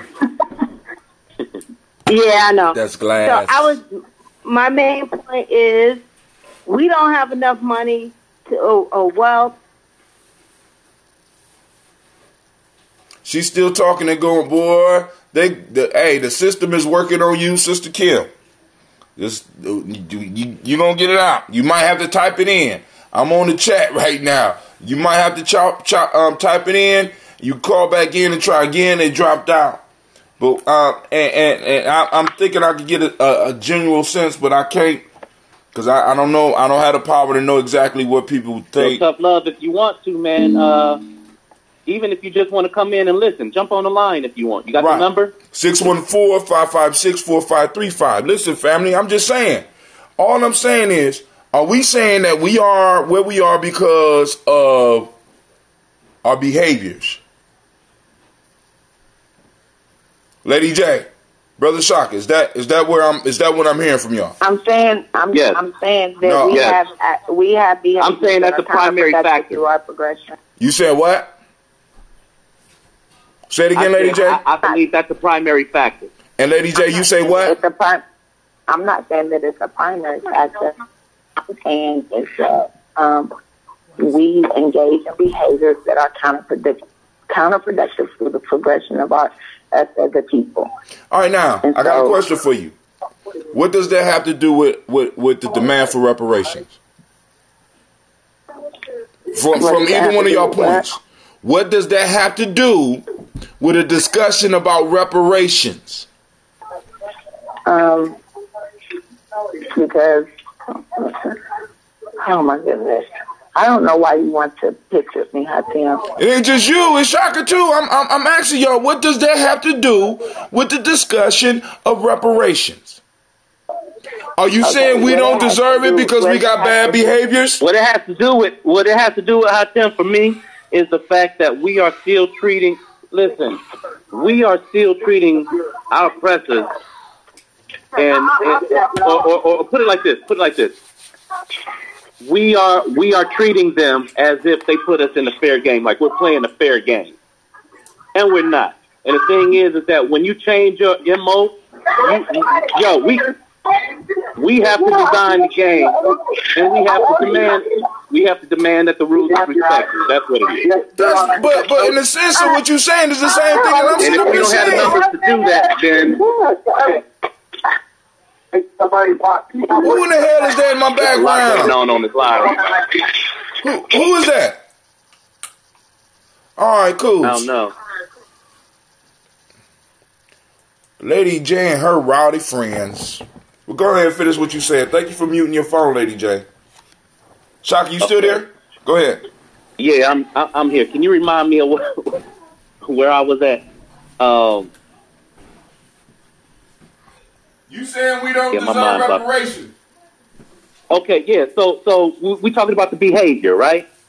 I believe that it really does take for us to establish our own territory, so to speak, not just physical territory, but territory in the matters of how we get dealt with. We have been dealt with since we got here, and I'm saying that we have to, just like every other culture, we have to demand that when you deal with us, you deal with us on our terms. Hold on. You know? So what they got to, I mean, listen, that's what the call for reparations are. That's what it is. Right. But I'm talking about the behavior leading to that. Right. Hold on, time out. Hold on. Shaka, listen, family. This is why I say circle the wagons. Because because somebody has the same skin tone and may even have the same experience. I get where you're going. Right. We had this part. I get See, what we're concerned about is the larger group. You know what I'm saying? I'm like, boom, we need to demand what we gonna get, and those that are gonna go out and fuck up what they get or whatever, that's on them. You know what, Hatem? And what we're coming back to is the old conversation. The old conversation of where are the black leaders? It's not a matter of where are the black leaders, where's the followership? I ain't even getting on that piece. What I'm getting on is that the small tribes that we're talking about forming through Gye-Nyame journey, like Gye-Nyame journey or with Gye-Nyame journey, those are the individuals that will get together and be able to use whatever is given to us and be able to train our children so that we will not be in the same position. Because all we need is, in a sense, for this inheritance or for this leveling, this true leveling of the playing field. You know what I'm saying? Because we need, when police deal with us, we need to make sure that they understand that there's going to be real consequences, not just us going to jail, but real consequences on the federal and the state level if they fucking with us in the wrong way. If I could prove, and on top of that, when I bring the charges, just like I have to prove myself innocent, they have to prove themselves innocent first, because I'm part of a protected class. Period. Because I have my grandparents, my great-grandparents, my great-great-grandparents didn't have the opportunity that yours did to run wild. Period. I'm saying fuck leveling the playing field for everybody. Fix it for us first. Anybody that got a beef with that is not my ally. Is not my family. I don't understand how you can have a beef with a motherfucker that's been running the race since the beginning of the goddamn race. As a matter of fact, I wasn't even in the race. I was the track or the shoes that you was using to run on this motherfucker.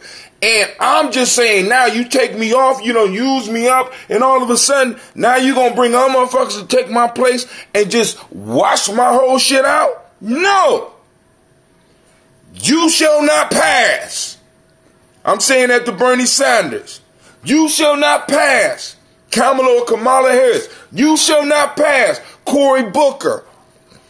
You shall not pass. Warren or whoever the fuck. Because the whole piece is family. We have the tools right now to communicate and get enough of us on board to where we can affect national elections. When a motherfucker lose because they fucking with us, or motherfuckers put out of office because they fucking with us, they will understand the ramifications of dealing with us in a respectful fashion. That's all I'm saying, man. Walmart prospers because of political legislation that was put forth for them. Amazon prospers because of political protections and political policies that was laid down for them.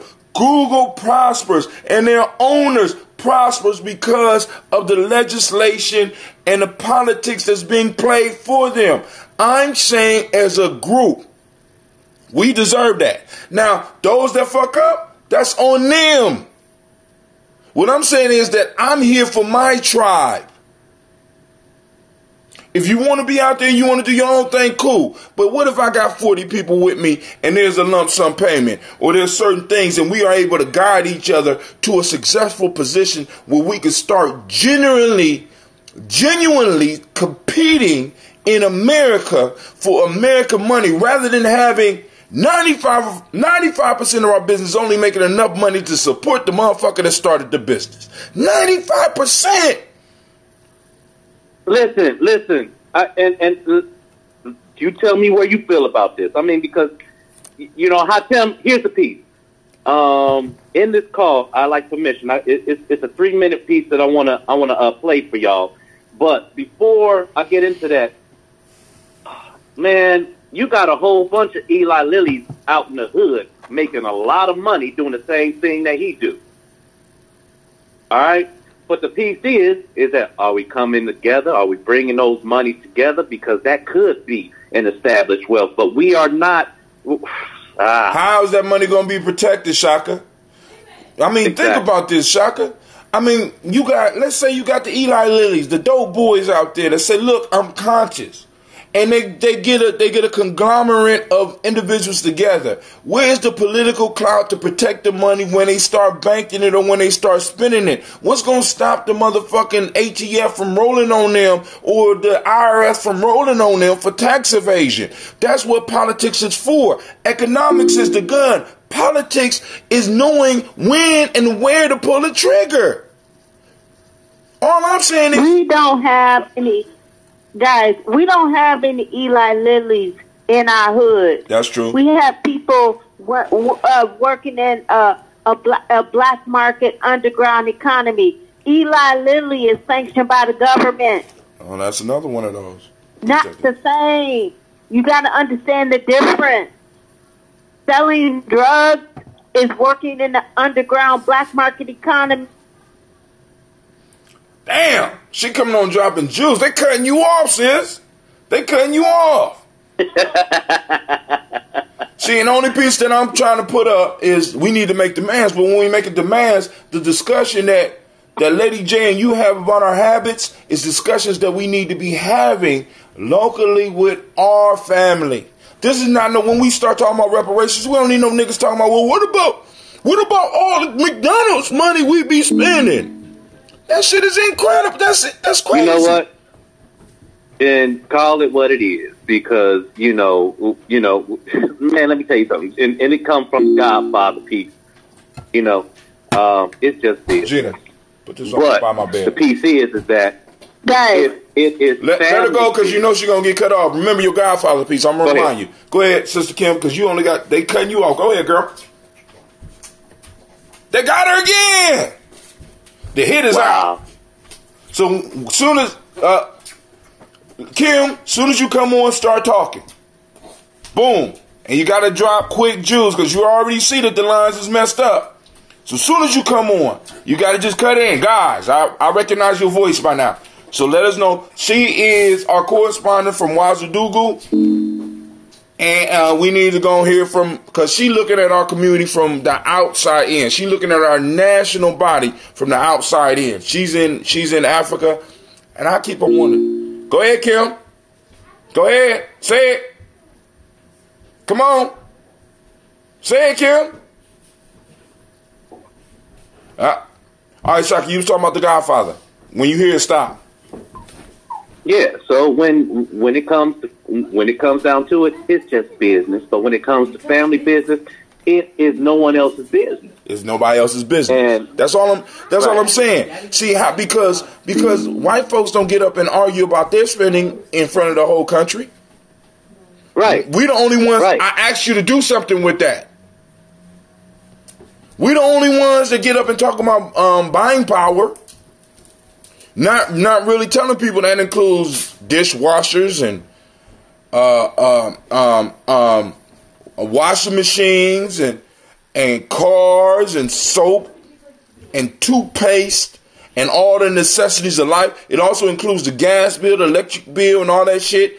All that shit we have to give, and none of us control. None of us on any type of level control any of that stuff. Now, there's ways that we can get in on that. When Gye-Nyame was trying to do it, motherfuckers was shying on me on that shit. Motherfuckers wouldn't call me back. Motherfuckers even got mad at me. Cause I'm like, this is one of the come ups. So I said, fuck it, I'm just gonna do the media piece. So go ahead. So let me ask you this: How real in these small is this communism? Is it what? Communism. What is communism? The ideal. Are we? The ideal what? The ideal of us coming together on a tribal level and maintaining our own inner state of economics, our own culture. That right there is our culture. It's not capitalism. It's not socialism. It's not communism. That's all labels that they have applied to it, which limits our ability to grow up under those things because we're trying to apply a title to a way we have been living for a very long time. Shaka, you know for a fact that we would have broke motherfuckers come in the house and everybody would eat. In many cases, regardless of their effort towards even applying anything to that meal. You know what I'm saying? Motherfuckers would have a warm place to sleep, regardless of their efforts in handling the house and shit. I mean, Hatem, I remember a whole week where we survived off of beans and a bag of bread. But we shared it. And it's the point that I'm making. So we're trying to put Western labels on something that we have always done. I do what I do because I see my grandmother do it. Right. I see my grandfather do it. Right. You understand what I'm saying? I'm doing something that has been handed down to me, a responsibility. My family is riddled with people that have been adopted in and taken care of. That's been my family. That's been part of my southern roots. So, so then I'm looking at this and I'm like, boom, we're trying to apply this label on it. Yeah, in our system, there are things that look familiar, look very similar to capitalism. In our system, there are things that look very similar to socialism. In our system, there are things that look very similar to what they would label as communism. The whole point is, regardless of what system you want to label it, I call it my culture. And I'm saying that my culture is a national treasure.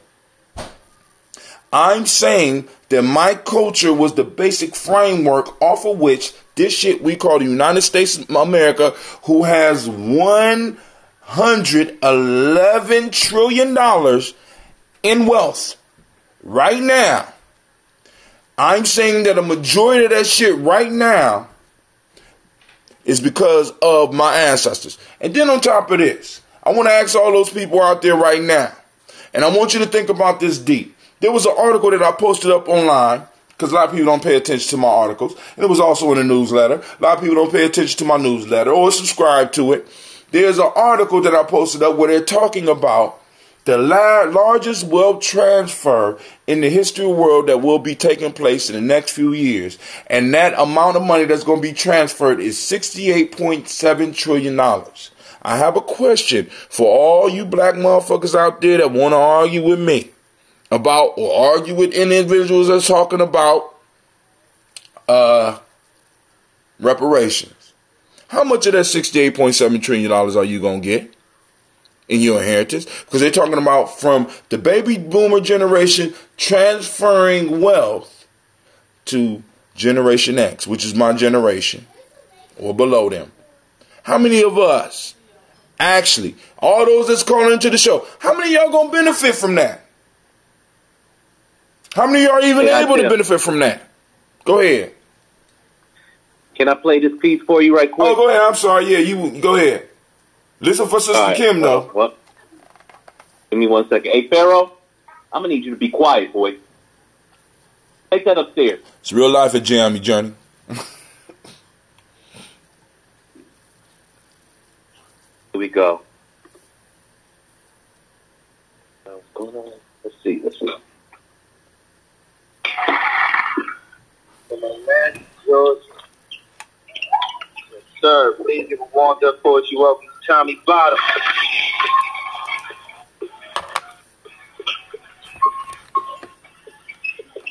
It's called Basic Economics.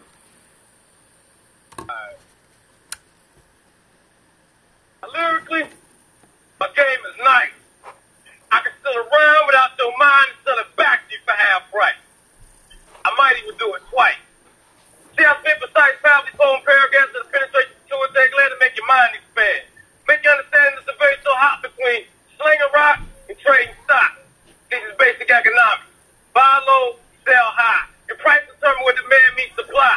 See, most of us don't want to admit it or even hear it. You see, being a drug dealer is the epitome of the entrepreneurial spirit. See, capitalism breeds capitalism. So this demand for a product best believe somebody going to supply it. See, they got the right mind, it's the wrong grind. Because see, really, even Eli Lilly sells drugs of all kinds. We don't have to worry about packing knives and tapping their phone lines because they got politics and public opinion on their side. See, the only way to survive in this society is to have a hustle mentality. See, as long as you're working for your money's not working for you, you'll forever be a slave. Bill Gates and Nasdaq, all that cake sitting around waiting for a promotion to raise it. Now you got the whole game on lock and you ain't worried about prison time. So you can flip a 16th into an ounce and an ounce into a kid. It seems to be no reason to be you can't exert the same amount of energy learning to hustle the Dow Jones Industrial. So you need to be fucking with that Nasdaq, leave that crack alone. Or you can just invest in duplex, home and rent, 2 different things, and you can bring money to pay off the loan. Or you can continue to grind and hustle and drug streets for peace. Ain't about what you got, it's about what you can keep. You see, when they're task force sweep, best believe they're taking the cars, the rims, the beaches, cash, the crib, the fly, the beach speech. End up getting sent to a 10 pieces, get released, trying to look for peace, but you can't get to a piece because that felony on your record got you marked as a beast. You gotta go back to the streets so you can cop you a piece, so you can take you a piece. That's why the streets don't see peace.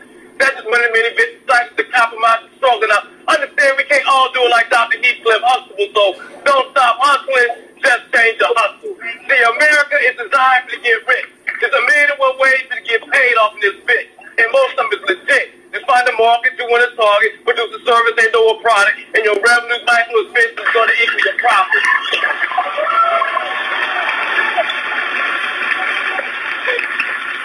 Man, you gonna get me sued. As long as you have the have, you always have the have-not. So it's up to you to decide whether or not you're happy with what you got. And if not, you got to concoct a plot that's going to raise the stock and be willing to hustle and grind from sunrise to sun drop. Because believe me, ejaculation is the only thing that comes easy. Too many cats have played a lottery thinking the stock market is too risky. Now I know I spit this poem with a whole lot of ebonics, but it don't matter who says it or how it's been said. It's still just basic economics. Shaka, I thought you was gonna play yo shit, man. You put that shit on my show, I'm liable to get blocked, man. I didn't know. Oh, God. But, oh, my bad. Yeah, oh, man. I mean, and you know, because now that type of stuff is to be posted on Gye-Nyame Journey where people go see that. But, hey, it don't make a difference because we don't get paid any money. You know what? All you got to do, so this stream don't get blocked. Don't worry about that. Listen, I'm not worried about let me tell y'all what I just witnessed. Right? So I've been listening, but I was in the store. Right? You know when y'all heard all that commotion? Mm-hmm. I'm in the store, and there's a white woman in there, and there's 2 white cops, and I didn't even realize they were in there. They was over there having a little silent powwow. But anyways, the woman must have been, she ain't feeling, but I don't know what the hell wrong with her. She might have mental illness. But anyways, the cop tells her that her just being in the store is offensive. So I'm guessing she may be homeless. He told her that she being in the store was offensive, but she didn't feel anything. They didn't find any thing on her. But yeah, that's what that commotion was. The white woman was in there stinking, And that's what the smell was. That's why they told her she was offensive for being in there. She smelled like straight cheese. But they made her disrobe, and clearly she didn't have on any clothes up under her coat. It was just the oddest thing. Hey. But I was glad that I turned that corner and it wasn't someone that looked like me in trouble. Right. Right. So they following us, so they know where we are. So they're going to put on performances so that we feel good. That was a trick, Lady J. Don't fall for it. That white woman was an undercover agent. I'm just fucking with you. Oh, shit.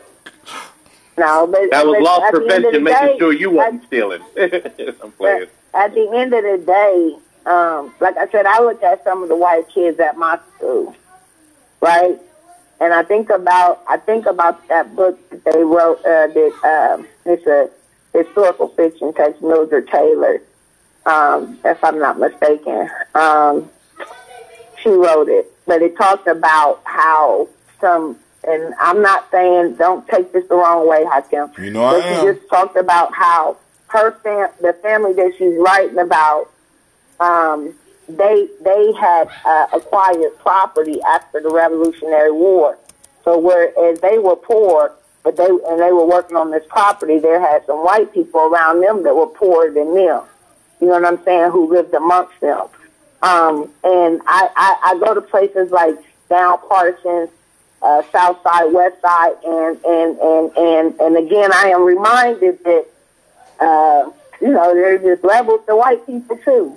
Lady J, there's levels to white people too. That's not in contest. I mean, we're not. But I just want to ask this too. We're not allowed to talk about anything other than reparations. No, Lady J. What I'm saying is, when I bring up reparations, what you often bring up is the counterpoint to, in a sense, because in a sense, was what other people might hear is niggas don't deserve reparations because of behaviors. People hear. That's not what I'm saying. But Lady J, what I'm saying is not all the time. I'm just saying that meanwhile, in between time, we need to do what we can to pull ourselves up by our bootstraps. Lady J, Gye-Nyame Journey is all about that. Money. I told you my girlfriend has bought 2 houses 2 years in a row with her tax refund. 2 houses 2 years in a row. She owns 2 properties, and the only thing she and her husband did was take their tax refund and purchase the property, right? And then her daddy was a carpenter. He could build, go in the side and redo houses, and he would take his 5 girls with him, right? He had all girls, and so these girls have learned how to do it. Lady J, her family and their husbands, they all. Lady J, I'm just saying. I hear you. We gotta do what we can. I hear you. Nobody is not saying, we're not saying stop and wait for reparations. I don't hear that in anybody's message. My whole piece is, one, I'm trying to demonstrate, listen, there is a case here. There is something that we need to bring up. But of course even when we get reparations, we shouldn't stop hustling because the hustle builds muscle. You've never heard nobody say that. But what I'm saying is, when you're doing the self-empowerment piece, right, it's a place for that. Because we need to have those discussions, and we need to be having those discussions in-house. You don't hear white people out there chastising their people when they having this discussion about the racial disparity. This is in-house. This is right here. Hold on. It's a possibility. What do you mean? It's a possibility. What do you mean? This is in-house. No, it's not. What are you telling me? No, it's not. This is not in-house. You got to be fucking kidding me, Hakim. This is not in-house. You got to be. That's what this forum is designed for. What's in-house? What's in-house is when we are meeting with our tribe. That's in-house. Here. This is what I want to say. This is what I want to say in that rebuttal. We are in the midst of an argument, so you don't need a rebuttal. One thing that I do like about social media is it allows you to connect with people in other areas with similar ideas, who can give you input again on what's going on there. So sometimes we're going to use our ancestors' playbook, but sometimes we're going to figure out what helped work for another motherfucker that was in the same situation, because this shit happens in waves. And so I think it behooves us not to have these discussions on this air, which is your platform, and a platform that I love to share with you. But why not? Lady J, all I'm saying is, when you start discussing, and I'm going to tell you personally what I hear, what I hear, but until after we get done argument, is that I bring up reparations, and you bring up, well, what about? Okay. It don't even matter what it is. Well, hold on. Well, what about our personal behavior? I'm not talking about that right now. There are issues and times where we could do stuff like that. As a matter of fact, if you want a show like that and you need a platform to do it all, you do it on Gye-Nyame Journey. What I hear you saying is that the only topic to be discussed here, because it has been a repeated topic, is if I'm not talking about reparations, I'm not allowed to talk. That's what I hear you saying. Okay, if that's what you hear, if that's what you need to hear, then go ahead. Because you're going based off what you hear me saying. So I gotta go based off what I hear. Exactly. If that's what you hear, by all means. But Lady J, what I'm saying is, like, for example, when we first started having a discussion about slavery and effects on our people, you would bring up the fact, well, white people were slaves too. That's not what I said. What'd you say?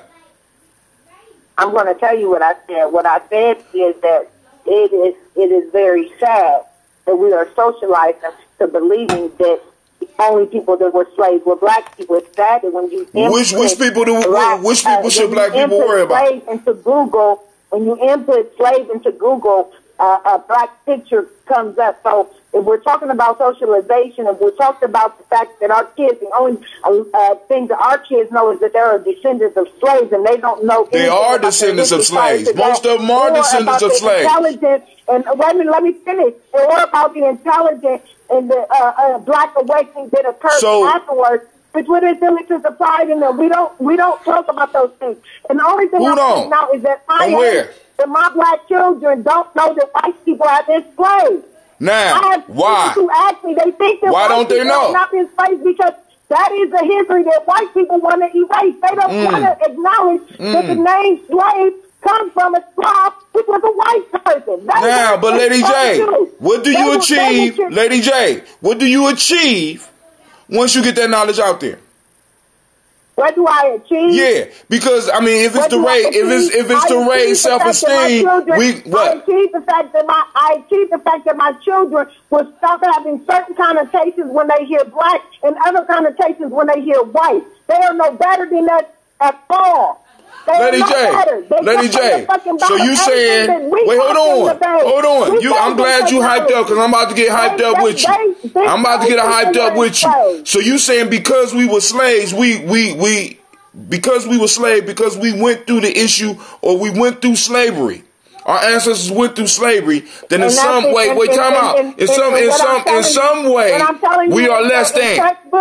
What I'm telling you is that on textbooks, in the media, what they will highlight is our enslavement. Oh my God! That's what they highlight. They highlight our ignorance. They highlight our and you know what? That worked good. That worked good for us.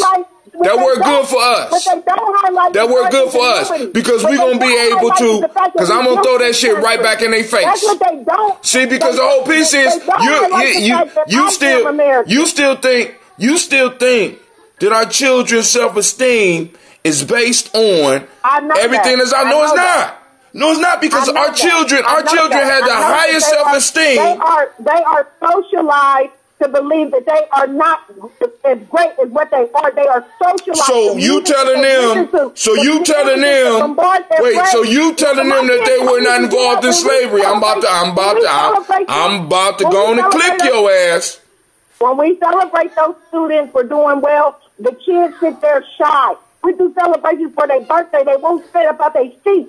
But a lot of that's because of the socialization of slavery. Everything that's done. Hold on. Time out.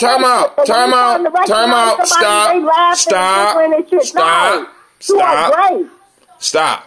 So all of this is because our ancestor lost a battle. And some of us are over here as a result of a battle that we have lost in a generational battle. We're saying that we should kind of hide this shit rather than deal with it. Maybe the discussion around slavery that we have been having for the last 25 years has been wrong.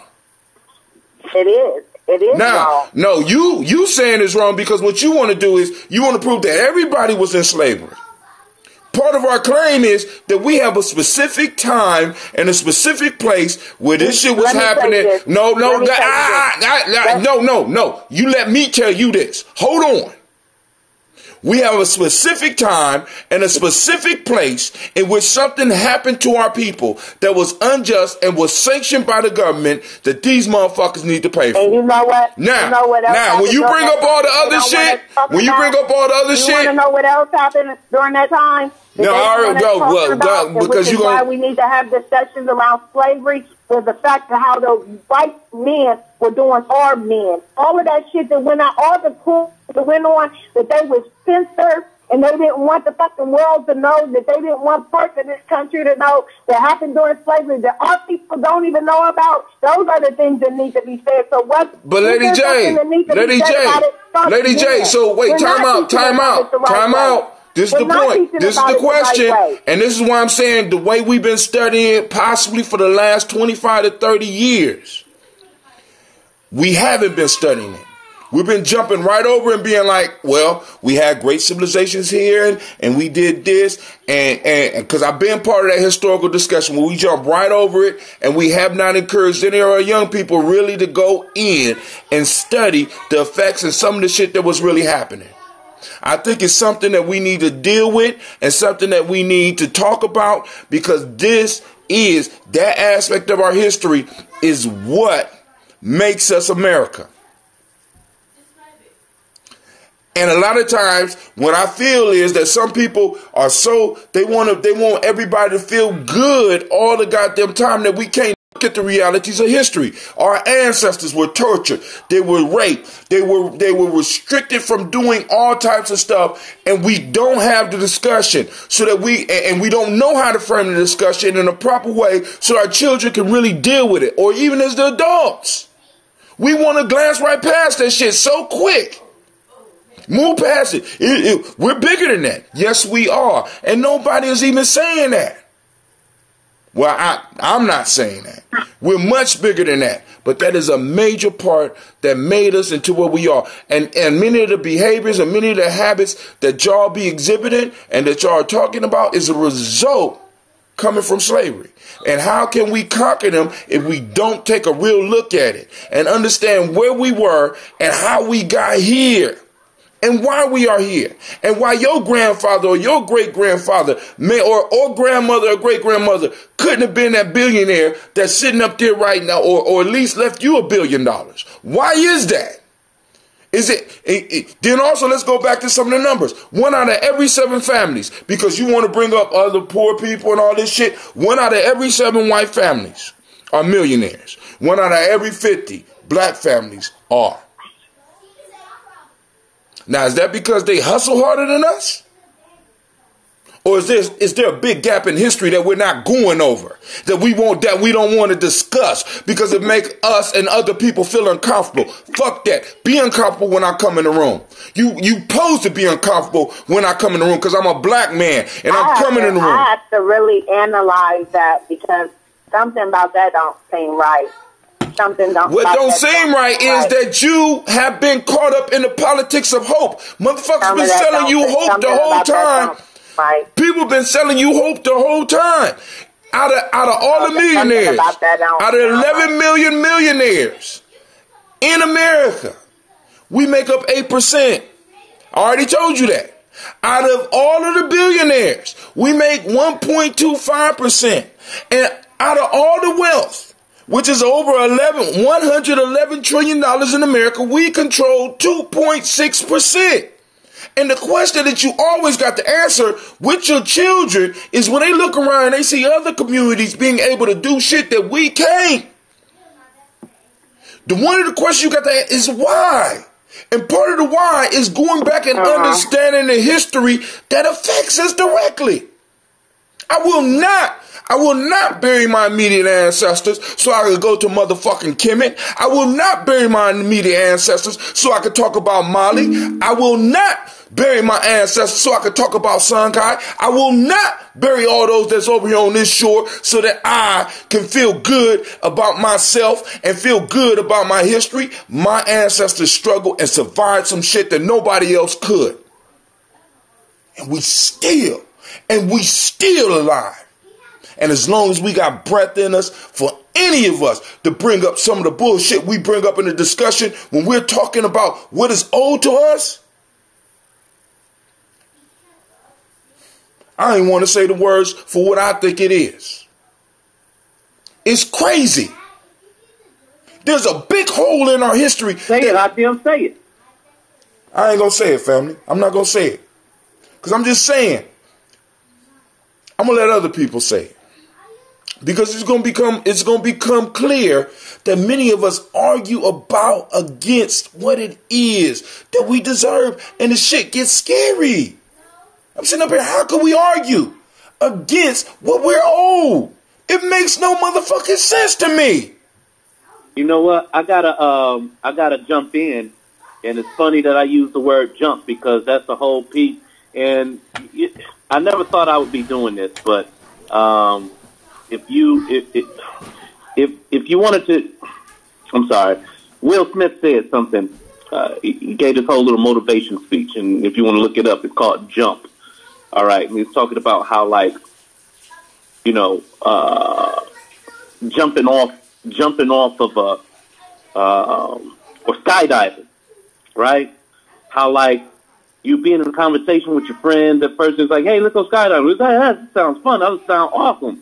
You know what I mean? And then, you know, and then the realer it gets, the more you try to talk yourself out of it. And then they finally talk you take the conversation to the point where it's like, man, I'm really putting this suit on. I'm really getting on this plane. And all the things that's going on through your head, you're trying to talk yourself out of it because you're afraid of what you've never done before. Right? And the hardest part, and just going back to Cam's piece of, yes, we must make our demands. At this point, we have nothing to lose. So why not just jump? That's all I'm saying, man. That's all I'm saying. What's so problematic about us jumping? We got nothing to lose. We are standing, we are on what was described, whether we know it or not, in the 33 strategies of law as the death ground strategy. We're standing on the death ground and we're still trying to negotiate and properly speak our way up out this shit. These motherfuckers got us surrounded by the army and we got absolutely nothing to lose. And if we just surrender, they gonna sell us and our children back into slavery. That's the way I'm looking at it. This is why people don't understand. Don't come at me with no bullshit. Because my children are on the line. These motherfuckers got to do something because we know it's not right. I just got done telling you that personally I have a loved one that's in jail right now, and people like Manafort go to jail for 4 motherfucking years, and this nigga is serving 8 years. Y'all don't see the disparity? Y'all don't see that it ain't 13%. It ain't 13% of us in jail. We don't make up 13% of the population. Why is that? Why is that so hard for people to see? We're not 13. We're 13% of the population. We don't hold 13% of the wealth, and that's your fault. You know what I'm saying? That's what they tell us.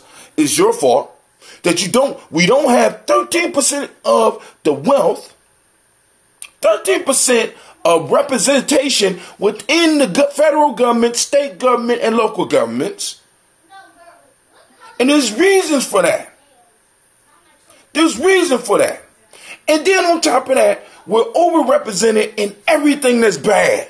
We're underrepresented in everything that could do us some good and overrepresented in everything that could do bad. That has to do with us. We're getting our ass kicked. We at war and we don't even understand it. And when I say war, I want you to understand because it's more than just fisticuffs like I tell my kids. Politics is war. And we just giving up. We're just giving up. Well, I'm going to vote for them because I don't want Donald Trump in office. Nigga, Donald Trump is in office right now. How much worse could it be? I lived through 2 terms of Reagan and 1 term of Bush. And through my hustle, I was able to get through it. I'm trying to make sure that anybody that get in that office have to address and deal with the issues that come from us, because for so long people have been able to put it on side burner and say, well, y'all not the only one poor. There's white poor people. There's poor white Asians. There's poor Asians. There's poor Hispanics. Nigga, I ain't asking you about none of that shit. I want somebody in there representing me. And am I wrong for asking for that? My interest. Our interest. Am I wrong?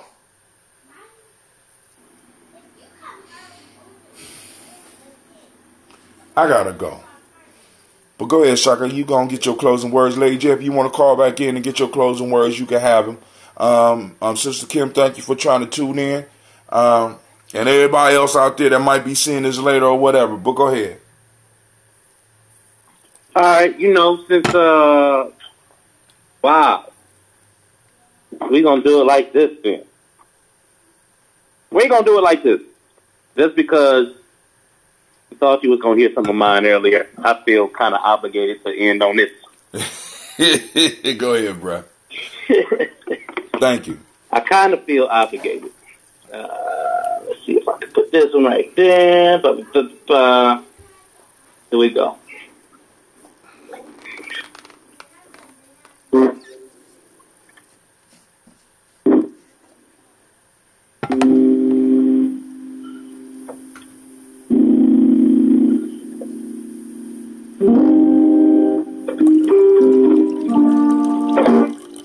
Can you hear that? Yeah.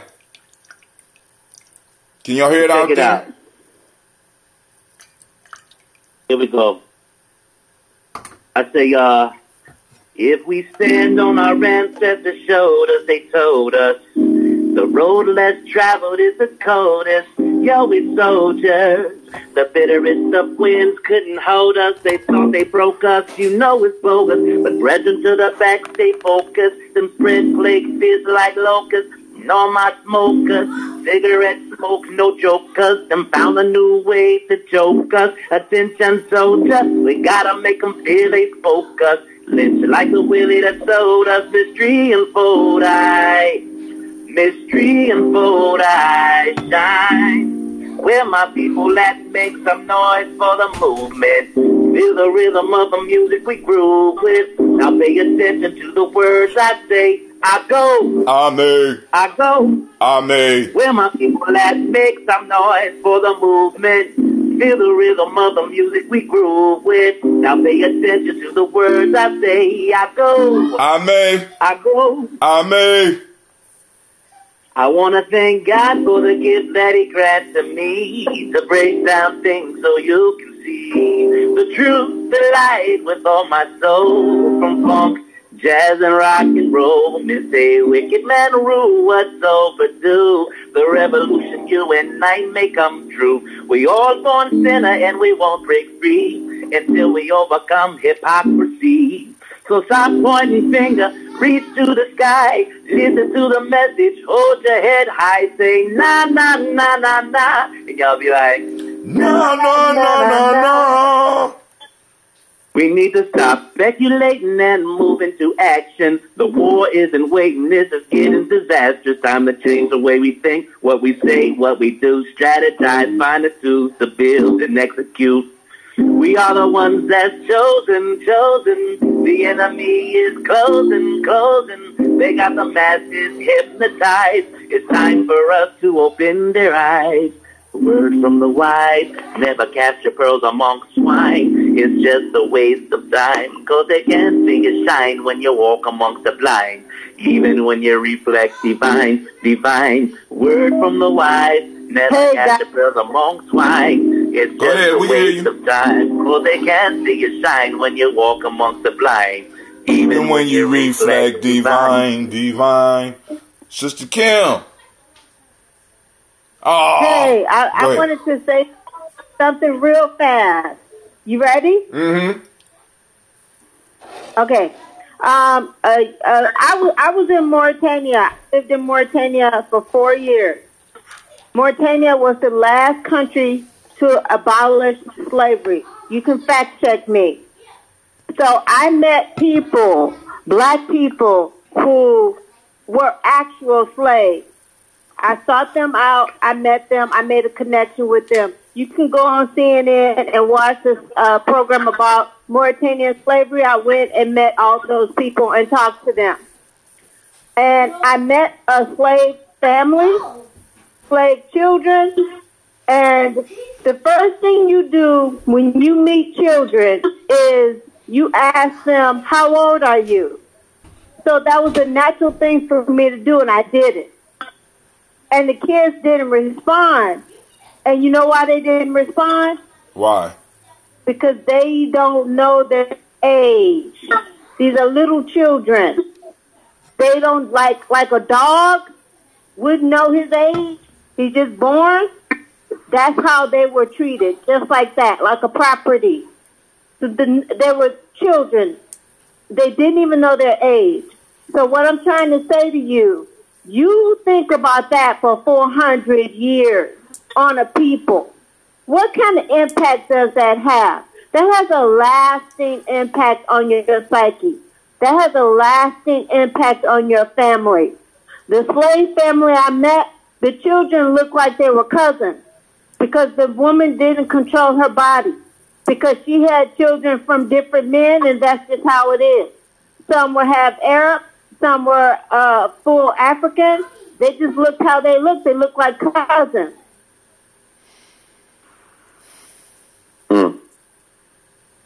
So what I'm saying is, a lot of times we don't think about how slavery is in real life terms, how it impacts people.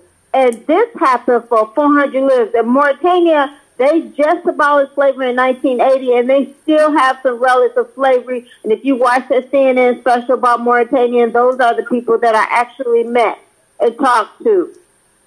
So What I'm saying is, we are old because this was huge. And on top of that, we built a country. We built a country, and it devastated our families. And we. She fell off. But Shot, I'm about. You did your song. You got any last words? Sorry, Miss Kim, it fell off again. But we gonna be toasting and talking. Well, yeah, I'm gonna have to get up early because we gotta get clean to the place. But go ahead. You got any other last words? Because you did a song, but those weren't your last words, or were those your last words? Word to the wise. I'm gonna say that, never catch your pearls among swine. It's just a waste of time because you can't find divine even. I can't remember the list. But go ahead. Yeah. No, Hatem, I will say this is that, when I speak about behavior, I'm talking to myself especially, and there is a time and a place for a collective to draw some type of revenue, but what it really comes down to is we still as individuals have to find a way to not just maintain in our own worlds, but to be the rulers of our own worlds before we can actually be the rulers of the world. You understand? So, that's just a little food for thought, I guess. All right, family, I had my little blow up. I'm going to have to go outside and level myself out because I got to get ready. Because I'm going to celebrate my late birthday. I've officially lived over 50 years. I'm 51 years old. Made it to a lot of places where many have not made it, at least in my generation. And I'm very grateful, and I want to thank everybody for tuning in and taking the time to join us on Gye-Nyame Journey, whether you're tuning in live or whether you're tuning in later on and checking out the stream. Let us know what you think. Let us know how we can improve. Also, but I'm going to say this. The arguments and stuff is going to continue because I want to keep my lines the way they are because I got many trusted people that call in, and I want them to be able to have a voice because Gye-Nyame Journey is about the people, it's about the tribe, and it's about the tribe being able to voice their opinions. even if they diverge from what I may think. So Lady J, she continue calling what she want, but she gonna have to understand she gonna get the reaction from me that she get. Same thing with Shaka. Me and Shaka don't agree all the time, and me and Quasi don't agree all the time and shit. You know what I'm saying? Because what you mean we don't agree all the time? We don't agree all the motherfucking time. About. That's that, you know what I'm saying? But that's try. God damn it. Nigga hung up. Alright, family. This brother Hytel. I want to thank you for joining us live in the place where your hustle builds muscle, and in standing strong in the congregation of the mighty. This is Gye-Nyame Journey Media. Thank you, Anna, man. This is a Heart of a Simba production, and we done another toast. We done killed it. This is a Heart of a Simba production. But we strive to blow up your old paradigms.